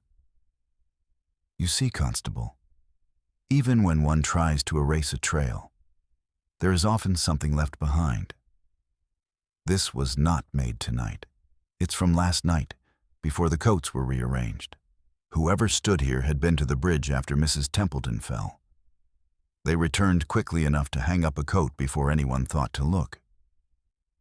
Ford's jaw tightened. "And you think that wasn't Violet?" Number She was in the kitchen until nearly the end. But someone else slipped out. Someone who could not afford to be seen in a coat with a wet hem. Ford was silent for a moment. "The vicar?" Miss Marple's eyes met his briefly, and she gave the smallest of nods. "I should like to hear what he has to say about that when the time comes. But for now, let us see what Miss Reed will tell us when she has calmed her nerves. It may be that she was sent with a message, and that message may have been the last Mrs. Templeton ever received. Ford looked at her with a kind of reluctant admiration. You make it sound as if you've already got the ending written. Oh, not yet, Miss Marple said, moving toward the door. But I do have the next chapter. The following morning brought a brittle, pale sunshine, the sort that lit the frost along the hedgerows and made every breath plume in the cold air. Brambleford looked peaceful enough, yet inside the vicarage study there was nothing of peace. Constable Ford sat at the vicar's desk, the green ledger still in front of him. Violet Reed was in a straight-backed chair near the fire, her hands clasped tightly in her lap. She had slept little, if at all, and there was a gray shadow under each eye. Miss Marple occupied her usual quiet corner, a ball of white wool in her lap and her needles clicking softly. The sound was almost comforting, though it had the curious effect of making everyone else more conscious of the silences between words. Ford cleared his throat. Miss Reed, we'll go through it again, from the beginning, so there's no mistake in the record. You said Mrs. Templeton told you she intended to confront someone about the memorial fund. When was this? Violet's voice was low. Yesterday morning. She'd been going through her own accounts. She always kept duplicates of anything she handled for the church. And she found numbers that didn't match the ledger. She wouldn't say outright who she suspected, but I could tell she thought it was someone important. Miss Marple's needles paused. Someone she might have been reluctant to accuse without certainty? Yes, Violet admitted. She said she would give them a chance to explain, that she would meet them before the harvest supper so they could put things right quietly. If they refused, she would speak after the supper, in front of everyone. Ford leaned forward. And she asked you to send word to this person? Violet hesitated, her gaze fixed on the hearthrug. Yes. She didn't want to send a note. She said it could be intercepted, so she told me to go to Mrs. Weaver's and tell Mr. Vale to meet her at the Willow Stream Bridge at 5:30. And you did? Yes. He said he would come. Ford exchanged a quick glance with Miss Marple. And after that, I went to help in the kitchen. I didn't see either of them until... She stopped, swallowing hard. Until I saw the constable bringing Mrs. Templeton back from the bridge. Ford's tone softened slightly. Did you see Mr. Vale again that evening? Number the one heard someone say he'd been in the hall earlier, but by the time I looked for him, he was gone. Miss Marple resumed her knitting. You didn't tell the constable last night because I was frightened, Violet admitted. It looked bad, me being the one who sent the message, and I thought, if he had done it, he might come after me. Ford's jaw tightened. You did the right thing telling us now. We'll find him. The vicar, who had been standing by the window with his back to them, turned abruptly. If Mr. Vale is guilty, then why are we sitting here? Shouldn't the police be out searching? They are, Ford said shortly. I've a man in the next village keeping an eye on them. Station, Miss Marple's gaze remained on her work. Sometimes, Reverend, a man in flight will double back toward the very place he's left. It gives him a feeling of being cleverer than those searching for him. If Mr. Vale is that sort, he will try to collect or conceal whatever else might point to him. And that means we must be ready for him here. The vicar shifted uncomfortably, but said nothing. An hour later, Ford left to confer with his constable at the station, and Miss Marple took her leave of the vicarage. The air was crisp, the frost melting in small glittering drops from the hedges. She walked toward the bridge, noting as she approached that the lantern's bracket was empty. Removed for cleaning, perhaps, or to be refilled. The stone parapet bore only the faintest trace now of the reddish smear. The damp and the frost had done their work overnight. She was not alone for long.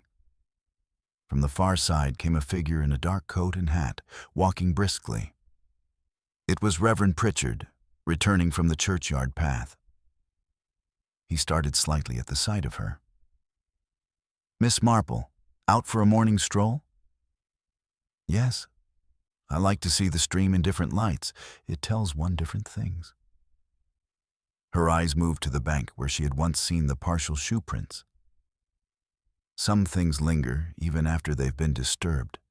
The bank is still softer here. The vicar followed her gaze and said, with an effort at lightness, "Probably the lamplighter's boots. He cuts across sometimes." "Perhaps," Miss Marple murmured, "though I've never seen Mr. Cribb wear shoes with a nick along the instep." He did not answer, and after a moment she inclined her head and walked on toward the village. By midday, word had spread, no one knew exactly from whom, that Mr. Vale had been sighted on the road toward the old mill. Some said he had been carrying a bag, others swore he was empty-handed. Ford returned to the village looking both exasperated and grim. "No sign of him now," he told Miss Marple outside her gate. "Either he's hiding in the woods or someone's given him a lift." "Then perhaps," Miss Marple said, "we should consider who might have reason to help him, and whether that reason lies in friendship or in shared danger." Ford looked at her sharply. "You still think more than one person's mixed up in this?" "I think," she said, "that Mrs. Templeton's letter was addressed to the vicar for a reason, and that reason may have nothing to do with Mr. Vale, except that he was convenient to meet in the open." That evening, the village hall was opened briefly, for the collection of personal belongings left during the supper. Miss Marple made it her business to be there, moving quietly among the small crowd. She saw Violet come in, her manner subdued, and Mrs. Weaver fussing over a box of lost property. Reverend Pritchard arrived late, his coat neatly brushed, and went straight to the table where the yeast or hymnals were stacked. Ford kept to the back, his eyes on the door. When the gathering thinned, Miss Marple sidled up to him. "If Mr. Vale does return, it will be to collect something he dare not leave behind. If we knew what that was, we might save ourselves a great deal of waiting." "You think it's here? Where else?" "The cloakroom has already served one purpose. It may yet serve another." They waited, and just when Ford was beginning to doubt her, the latch lifted quietly and the door opened. A man stepped in, hat low, coat collar up, but his gait was unmistakable. Mr. Vale. He glanced around quickly, then moved toward the cloakroom. Ford caught his arm. "Looking for something?" Vale froze, then tried to smile. "Only my coat. I left it in the confusion that night." Ford reached past him and took the first gray coat from the peg. "This one?" "The one with the silt on the hem." Vale's smile faltered. "I wouldn't know." Miss Marple, who had come up behind them, spoke gently. "Perhaps you would know, Mr. Vale, whether you left a coat at all. Mrs. Weaver's certain you took yours when you left, which makes it curious that you should be looking for it now." Vale's eyes flickered toward the vicar, who was watching from across the room with a face carefully composed into neutrality. "Perhaps I was mistaken," Vale said lightly. "Good evening." But Ford held him fast. "Not so fast, sir. I think we'll have a proper talk at the station." As Ford led Vale away, Miss Marple looked at the vicar. "It is a terrible thing, Reverend, when someone in one's care comes to harm. One feels responsible, even if one's hands are clean. And if one's hands are not, well, then one must live with the fear that someone will see the stain." His eyes met hers briefly, then slid away. "You have quite an imagination, Miss Marple." "Experience, Reverend," she corrected gently. "It's a very different thing." When she left the hall that night, the air was colder and the stars sharp above the rooftops. She knew Vale's capture was not the end, only the removal of one piece from the board. The next move would have to be made carefully, for the player she truly sought was still seated at the table, waiting for the game to be called in his favor. The morning after Mr. Vale's arrest, Brambleford woke to a peculiar mix of relief and unease. Some villagers, satisfied that the London fellow was in custody, carried on with their business as if the murder were neatly wrapped up. Others, those with longer memories or sharper instincts, spoke in quieter voices, their eyes darting to the shadows of the lane. Miss Marple, from her window seat with her knitting, saw the difference plainly. Relief that arrives too soon is like a cake taken out of the oven before its center is set. It collapses the moment it is tested. She had seen no proof yet that Vale had put his hands on Agnes Templeton that night. More importantly, she had seen no proof that the real reason for her death had been brought into the open. Constable Ford arrived just after 10, his breath rising in the cold morning air. He looked both pleased and faintly troubled. "Inspector's coming from the division this afternoon. I'll be handing Vale over to him." "How obliging of you, Constable," Miss Marple said mildly, setting down her needles. "And does the inspector expect you to present a motive, or will a coat with silt on the hem suffice?" Ford grimaced. "I know. It's thin. He denies meeting Mrs. Templeton at all. Claims he left the hall before 5:30 and went walking toward the mill. No one can prove otherwise." "And yet," Miss Marple mused, "we have Violet Reed's word that she sent him to the bridge, and we have your own sighting of the coat. The trouble is, my dear Ford, both of those could be explained if someone wished Mr. Vale to be our answer. And I begin to suspect someone did." Ford rubbed the back of his neck. "You still think the vicar's involved?"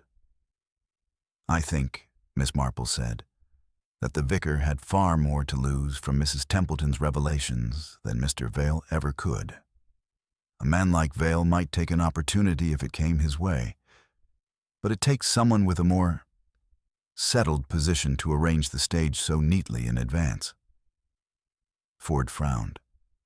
"So Vale was bait?" "Possibly. Sent to the bridge, arriving under that brightened lantern, perhaps even quarreling with her in words.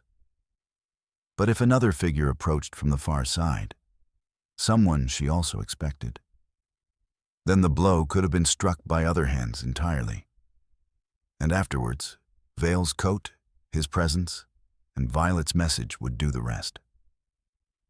Ford sat back. "And the brooch on her sleeve?"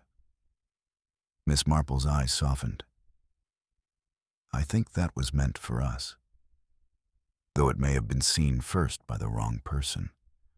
A signal to draw our attention to the other meeting, the one not spoken of."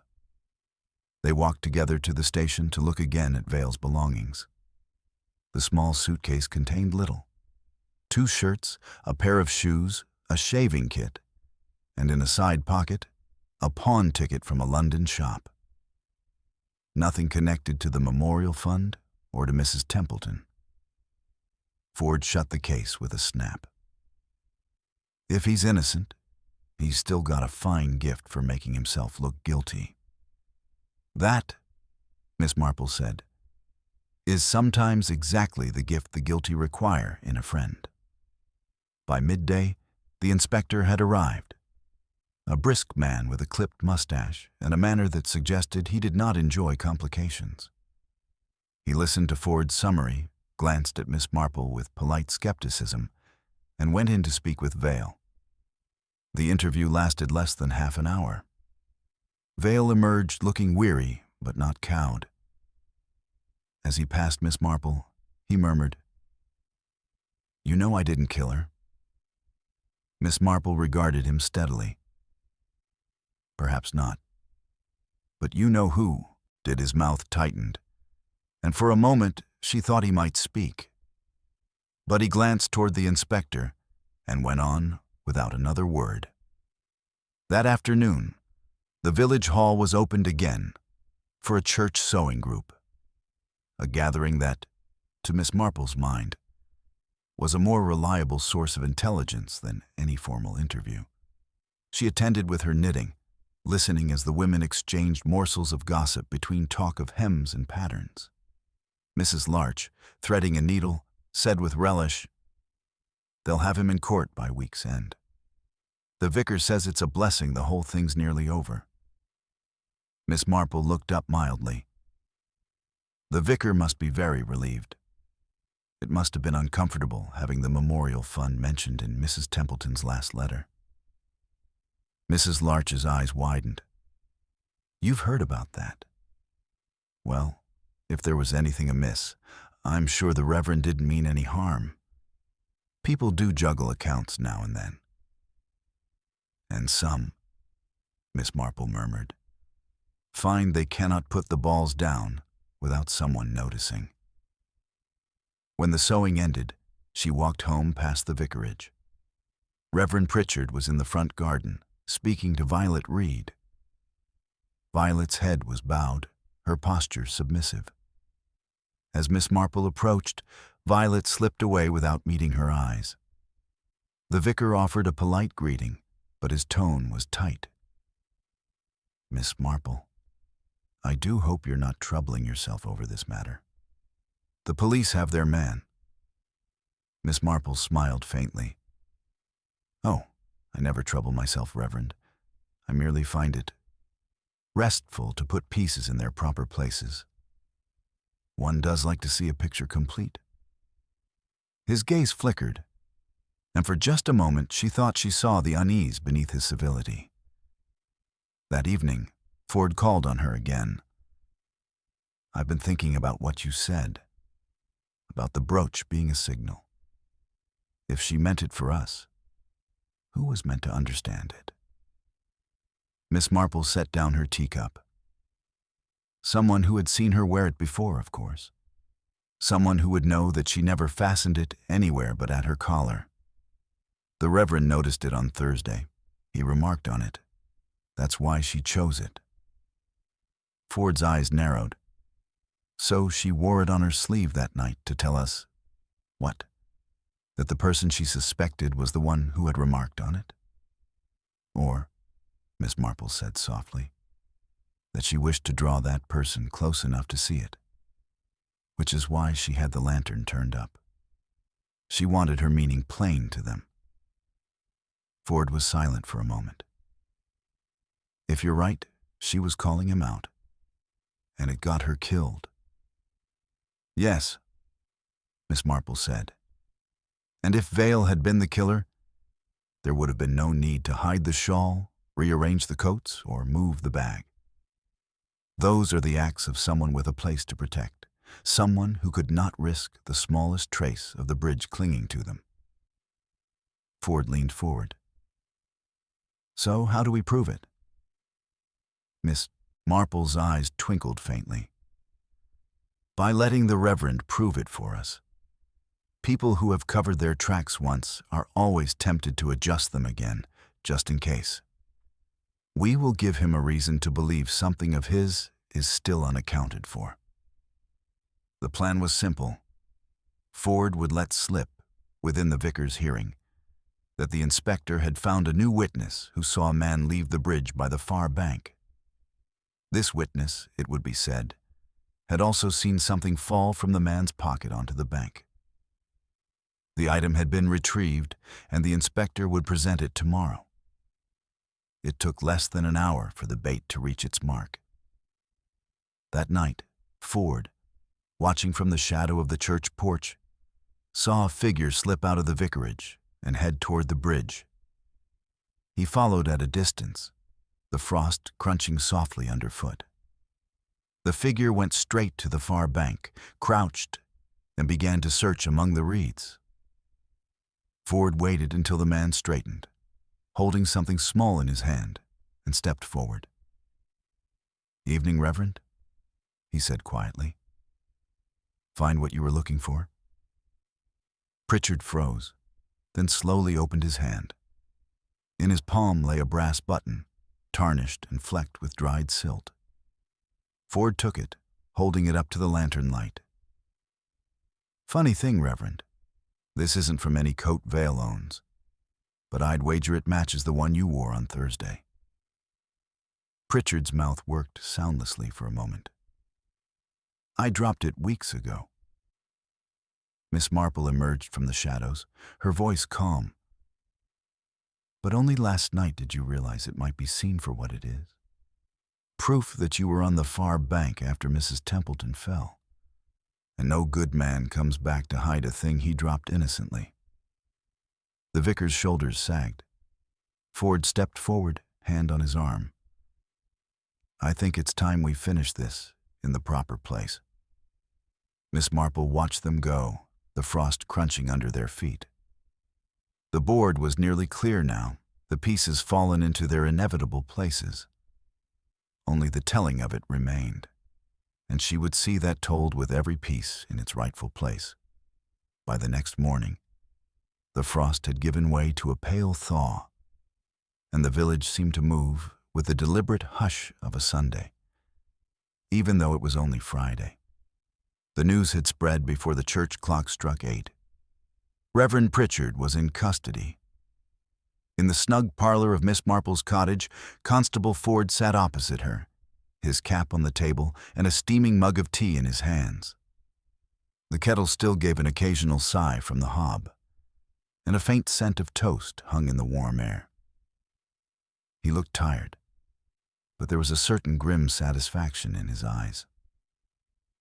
"We had the inspector in first thing," he said. "Took Pritchard's full statement. He admits meeting Mrs. Templeton on the bridge, though he's still clinging to the claim that her death was an accident in the heat of the moment." Miss Marple's knitting needles clicked, softly. A heat of the moment conveniently preceded by an arranged meeting, a lantern turned up to show her brooch, and a sum missing from the memorial fund. I do hope the inspector pointed that out to him. Ford gave a wry smile. "Several times. He says she threatened to tell the whole village that night, and he lost his temper when she refused to let him make it right in private. Claims she stumbled against the parapet when he grabbed her arm. But the bruise on the side of her head matches the stone on the far bank, not the bridge. He dragged her there to make it look like she fell naturally." "And Mr. Vale?" "He says he never even set foot on the bridge. He was on his way to meet her when he saw Pritchard arrive from the other side. Said it looked like a private matter and he turned back. Stupid of him not to say so last night. But he figured getting mixed up in a quarrel between locals wouldn't do him any good." Ford sipped his tea. "He's being released this afternoon." Miss Marple allowed herself the smallest of smiles.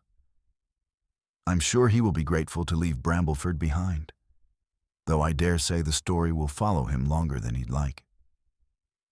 Ford leaned back. "What I still can't work out is how you knew to look at the vicar first." "It was hardly a matter of cleverness," she said modestly. "Mrs. Templeton's letter named him, in effect, as the person who ought to put matters right. And yet, when she died, he was among the most eager to see the matter concluded with Mr. Vale. That is very human. People will always encourage a conclusion that leaves them untouched. But it is also very telling when the facts do not point that way." "And the brooch?" "That was her message to us. She knew the vicar had remarked on it the previous week, and by pinning it to her sleeve, she ensured he would notice it again, perhaps even wonder why. It was her way of saying, 'This is the person I mean.' Unfortunately, I suspect he did see it and understood it all too well. Once he realized she meant to speak that night, he could not allow her to leave the bridge." Ford set his mug down. And the rest? The shawl, the coats, the bag under the gray coat? All ways of clouding the trail. The shawl had blood on it from when she struck the stone. The coats concealed which one he had worn. The bag was hidden so it would not be found with the letter until he decided what to do with it. But once you moved it into safekeeping, that option was gone. They were silent for a moment, the faint tick of the mantel clock filling the pause. Outside, a cart rumbled slowly along the lane, the sound fading into the damp air. In the early afternoon, the inspector asked Miss Marple to attend a final interview at the station, partly to clarify her observations, partly, Ford suspected, because the man had decided she was not merely a harmless old lady with a talent for gossip. Pritchard was brought into the small interview room, his face pale and drawn. He avoided Miss Marple's gaze, speaking only to the inspector. "I never meant to kill her," he said for perhaps the third time. "She was stubborn. She wouldn't listen. She said she'd tell everyone after the supper. Everything I'd done for the parish would be ruined. I only wanted her to give me more time." The inspector's voice was dry. "By arranging to meet her on the bridge where no one else would hear. I thought it would be quiet. No scene. I didn't see Vale. I came from the far bank. She must have thought he was coming from the hall side." Miss Marple spoke for the first time, her tone gentle. "She did. And when she saw you, she thought perhaps you meant to settle the matter honorably. That is why she pinned her brooch where you would see it. Why she had the lantern turned up. She wanted no doubt in your mind that you were the one she meant to face." He flinched. She trusted," Miss Marple continued softly, "that your years of service to the parish meant something to you. And I dare say they did. But not as much, in that moment, as your reputation." There was no answer. The inspector ended the interview soon after, and Pritchard was taken away to await the formal charges. That evening, the village hall was opened once more. Not for any official business, but because Mrs. Barton insisted the sewing group should meet as usual, to restore a sense of normalcy. The women came, some somber, some eager for the latest detail, all with their hands busy over plain work. Miss Marple sat at the end of the table, her knitting needles clicking steadily. She listened as Mrs. Larch explained to anyone who would hear that she had always thought the vicar had a short fuse, and that it was no surprise to anyone who knew him. Mrs. Weaver, by contrast, said it was a terrible shock, and that she would never trust a man in a gray coat again. When the tea was poured, Violet Reed approached Miss Marple. "I wanted to thank you," she said, her voice low. "If you hadn't, well, I might have gone on thinking I'd sent him to his death." Miss Marple patted her hand. "You did as you were asked, my dear, and you told the truth when it mattered. That is all anyone can do." Outside, the air was damp but milder than it had been in days. Miss Marple walked home alone, the windows of the cottages glowing warmly as she passed. At the bridge she paused, looking at the dark water slipping past under the low arch. The lantern had been rehung, its flame burning at a modest height, casting a small, honest pool of light. She thought of Agnes Templeton, not a universally beloved woman, but one who had understood, perhaps too late, that truth without tact can be dangerous, and that even small deceptions have a way of growing until they cannot be contained. Back in her parlor, she set her knitting aside and poured herself a cup of tea. The quiet tick of the clock and the crackle of the fire were the only sounds. She reflected, as she often did, that the ways of human nature were as varied as the stitches in her work. Some neat, some crooked, some dropped entirely, leaving a gap that must be mended before the hole could be sound again. And in Brambleford, for now, the pattern was mended.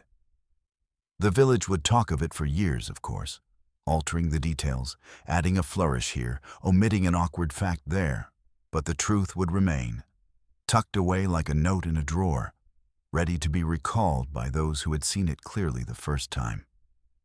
Miss Marple sipped her tea, her expression one of mild contentment. Outside, the wind turned the last leaves on the lane, and the steady, unremarkable life of the village went on. 2 days after Reverend Pritchard was taken away, Brambleford settled into that curious rhythm that comes after a scandal, half determined to behave as though nothing had happened, half unable to speak of anything else. The newspapers had printed a brief column on the matter, blandly describing the vicar's arrest in connection with an incident at the Willow Stream Bridge, and noting that a Mr. Lionel Vale of London had been released without charge. Miss Marple, for her part, was back in her parlor, the fire glowing steadily, her tea set on the small table beside her chair. From time to time, she glanced at the street outside, where villagers passed in 2s and 3s, leaning toward one another to exchange the day's morsel of speculation. It was inevitable, she reflected, that their curiosity would outlast their outrage. In a few weeks' time, they would be embellishing the details in ways that bore little resemblance to the truth. Constable Ford arrived mid-morning, his boots damp from the lane and his cap set at a weary angle.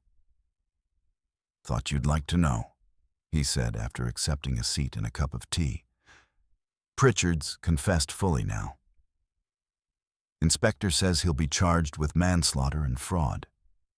He's admitted to taking from the memorial fund, first to cover some overdue bills, then to pay for repairs on the vicarage he didn't want the parish to know about. He claims he meant to pay it back, but Agnes Templeton found out too soon." Miss Marple stirred her tea. "And the meeting on the bridge?" Ford nodded grimly. She told him she'd give him until the end of the supper to decide whether he'd admit the truth himself. He thought if he spoke to her quietly beforehand, he could persuade her.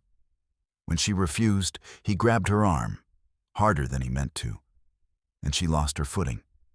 He says the bruise on her head came from the stone when she fell, but Dr. Selby says the injury was more in keeping with a deliberate blow. Either way, he dragged her to the far bank to make it look like she'd fallen there. Hid her bag under the coats, stashed the shawl until he could wash it, and changed coats before anyone noticed the silt on him, the hem. Miss Marple's needles clicked softly. It is curious how often people believe they can tidy away the untidiness of their actions, as if the smallest thread will not betray the whole weave. Unfortunately for him, he left more than one. Ford gave her a look half admiring, half resigned. "You had him in your sights early on. I can't say I saw it as quickly." She smiled faintly. "It was not so much quickness, Constable, as knowing what to look for. A man's character will tell you more than the appearance of the facts, though one must always keep the facts in view. In this case, the Reverend's eagerness to see Mr. Vale accused, his discomfort with the letter, and his opportunity to move about unnoticed after the supper. They all suggested more than mere coincidence." Ford drank his tea and set the cup down. "Vale's gone back to London. Left this morning. Said he was grateful to you." Miss Marple's eyebrows rose slightly. "Grateful, perhaps, that the truth spared him a trial. But I expect he will be careful where he travels next. People who wander into other people's secrets have a way of finding trouble again."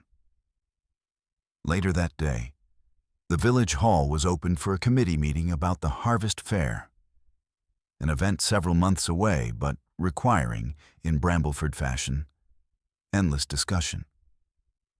Miss Marple attended, ostensibly to offer her advice on the cake stall, but in reality to take the temperature of the room. The chairs were set in a loose circle, the air faintly scented with furniture polish and the remnants of last week's tea.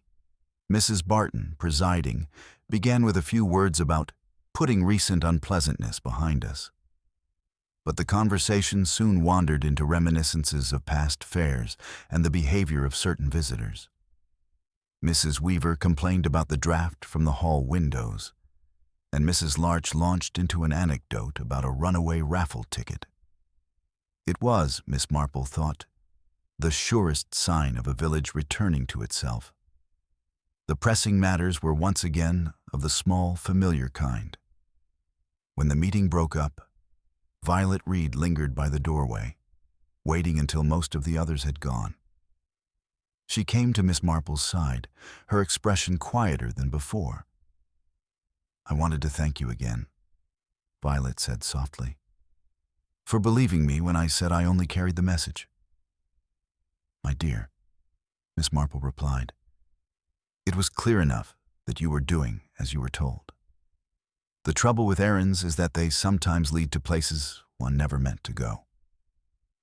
Violet hesitated. "I keep thinking, if I'd stayed by the bridge, if I'd seen what happened." Miss Marple shook her head gently. "If you had, you might not have been safe yourself.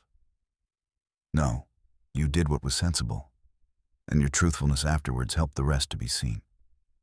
Violet gave a faint smile, then excused herself. That evening, walking home along the lane, Miss Marple paused at the Willow Stream Bridge.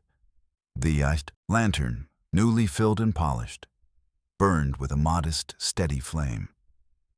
The water beneath moved quietly, its surface broken only by the faint ripple of current against the stones.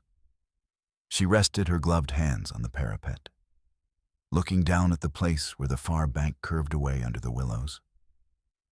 In daylight, it seemed smaller than she remembered from that night, the shadows less deep, the drop less threatening. Human nature, she thought, was rather like the stream. At a glance, it seemed placid enough. But just below the surface there were currents and eddies, capable of shifting more than the casual eye would suspect.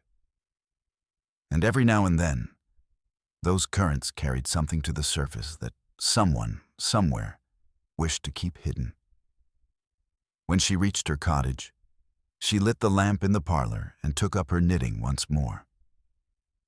The clack of the needles, the warm scent of the fire, the gentle ticking of the clock, all were part of the life she cherished.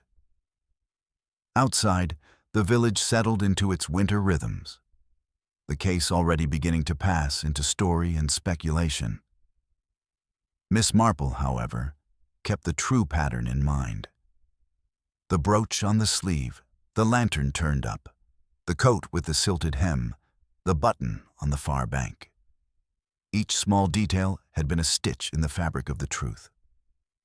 And in the end, as always, it was the fabric she trusted, woven patiently, piece by piece, until no loose thread could be pulled without the whole coming undone.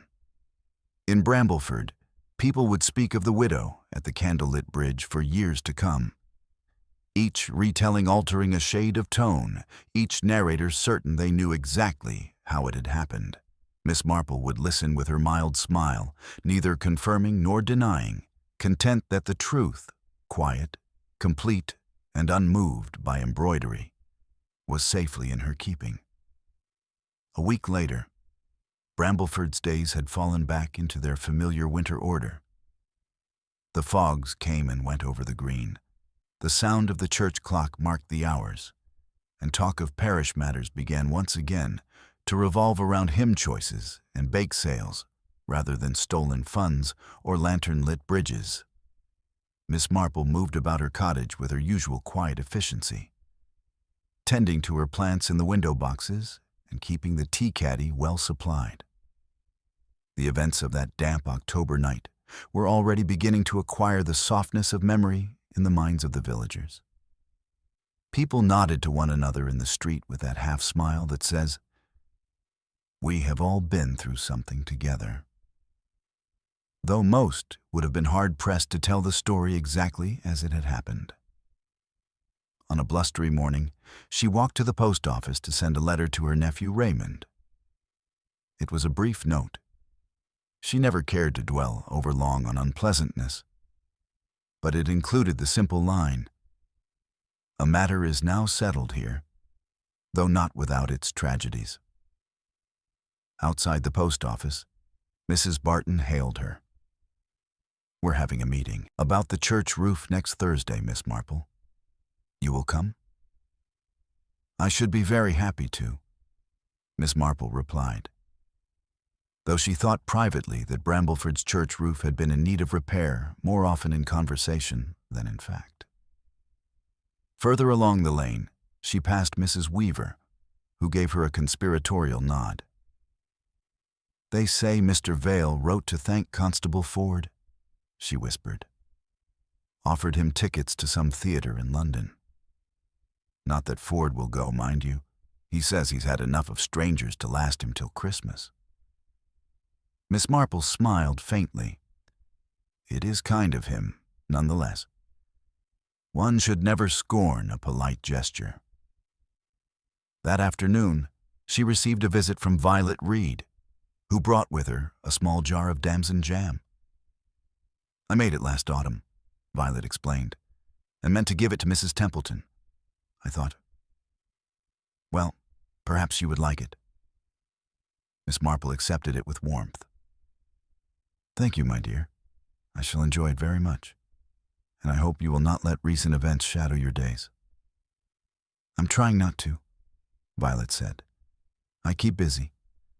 Mrs. Barton says she might have me help at the fair." She hesitated. "Do you ever wish you hadn't seen certain things so clearly?" Miss Marple's eyes softened. "Now and then. But one must remember that clarity is not the cause of unpleasantness, only the means of seeing it for what it is. It is better to know than to be deceived, however much we might wish otherwise at the time." That evening, the church bells rang for evensong. Miss Marple did not attend. Her knees were feeling the change in the weather. But she sat in her parlor, listening to the soft chime drifting across the green. She thought of Agnes Templeton, not a woman universally liked, but one who had tried, in her own fashion, to keep things proper. A pity that her last attempt at honesty had been met with fear rather than courage. In her mind, Miss Marple returned to the small details that had spoken louder than the vicar's sermons: the brooch on the sleeve, the steady lantern flame, the coat with the silted hem, the hidden bag, the button retrieved in the frost. She knew, as she always did, that people rarely notice the weight of such details until they are laid together in a single pattern. And once seen, that pattern was as unmistakable as a finished sampler.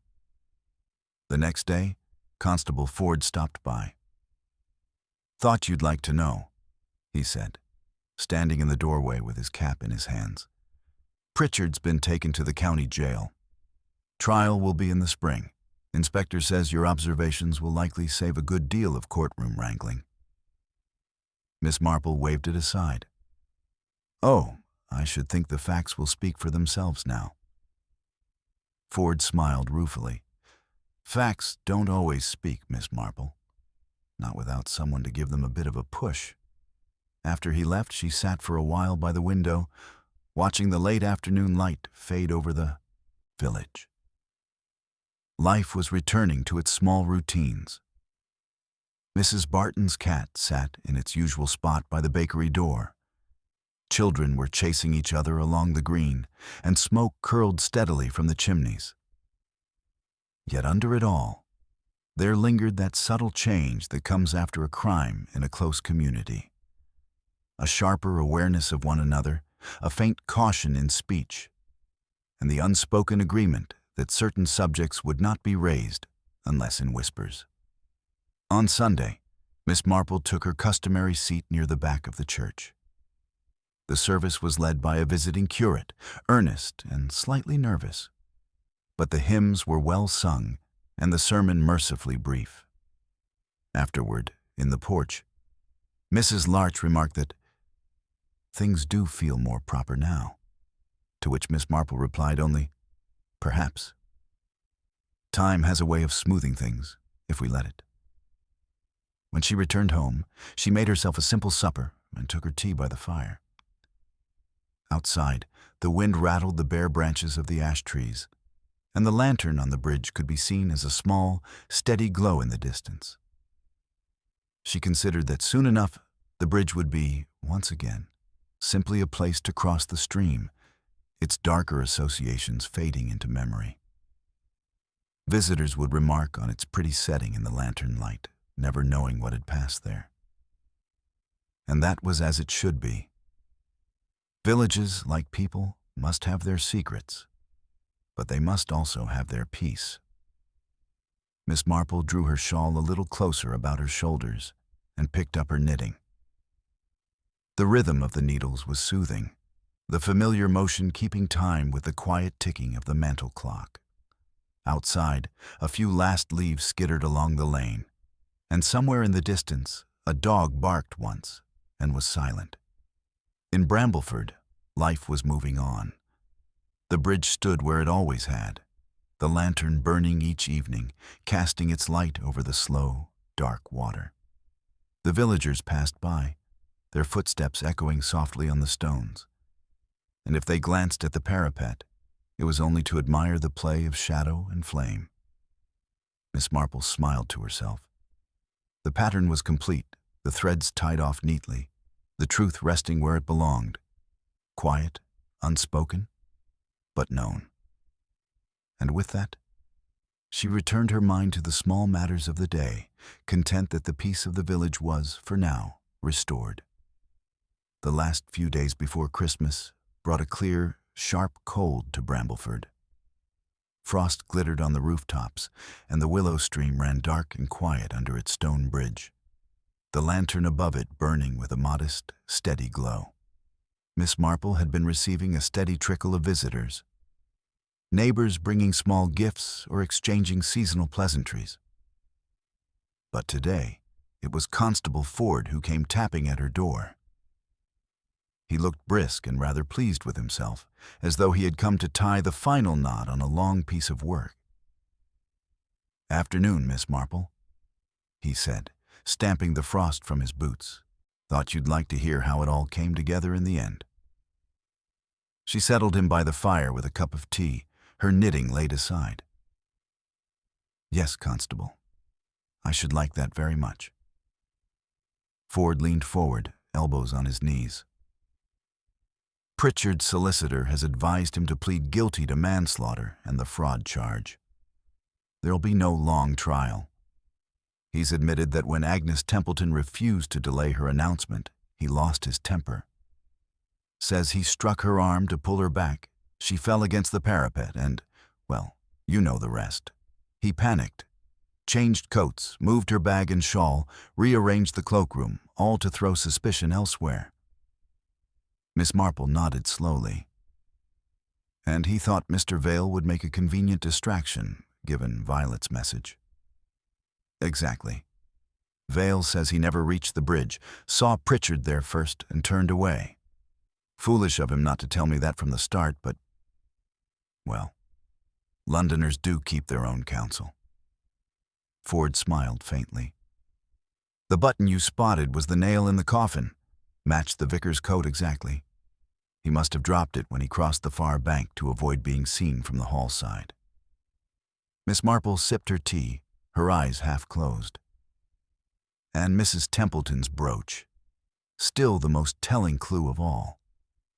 By wearing it on her sleeve, she hoped to send a signal that only the right person would understand. She meant to confront him in full view, under the brighter lantern, so that if she came to harm, others might recall the detail. Ford regarded her with a kind of respectful amusement.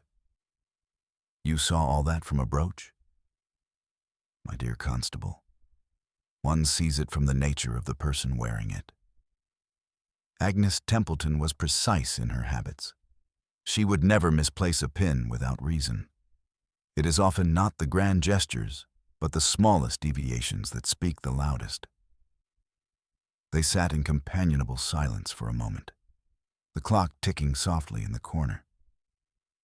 Outside, the village lay quiet under its frost, and somewhere in the distance, a bell rang for evensong. Ford rose at last, setting down his empty cup. "Well, Miss Marple, I suppose that's the end of it. The inspector sends his thanks, says you've got the instincts of a whole detective squad." She smiled, her eyes bright with amusement. "One does one's best, Constable. And now that the matter is settled, I think Brambleford will benefit from a little forgetting. The bridge is quite pretty by lantern light. Let it be remembered for that."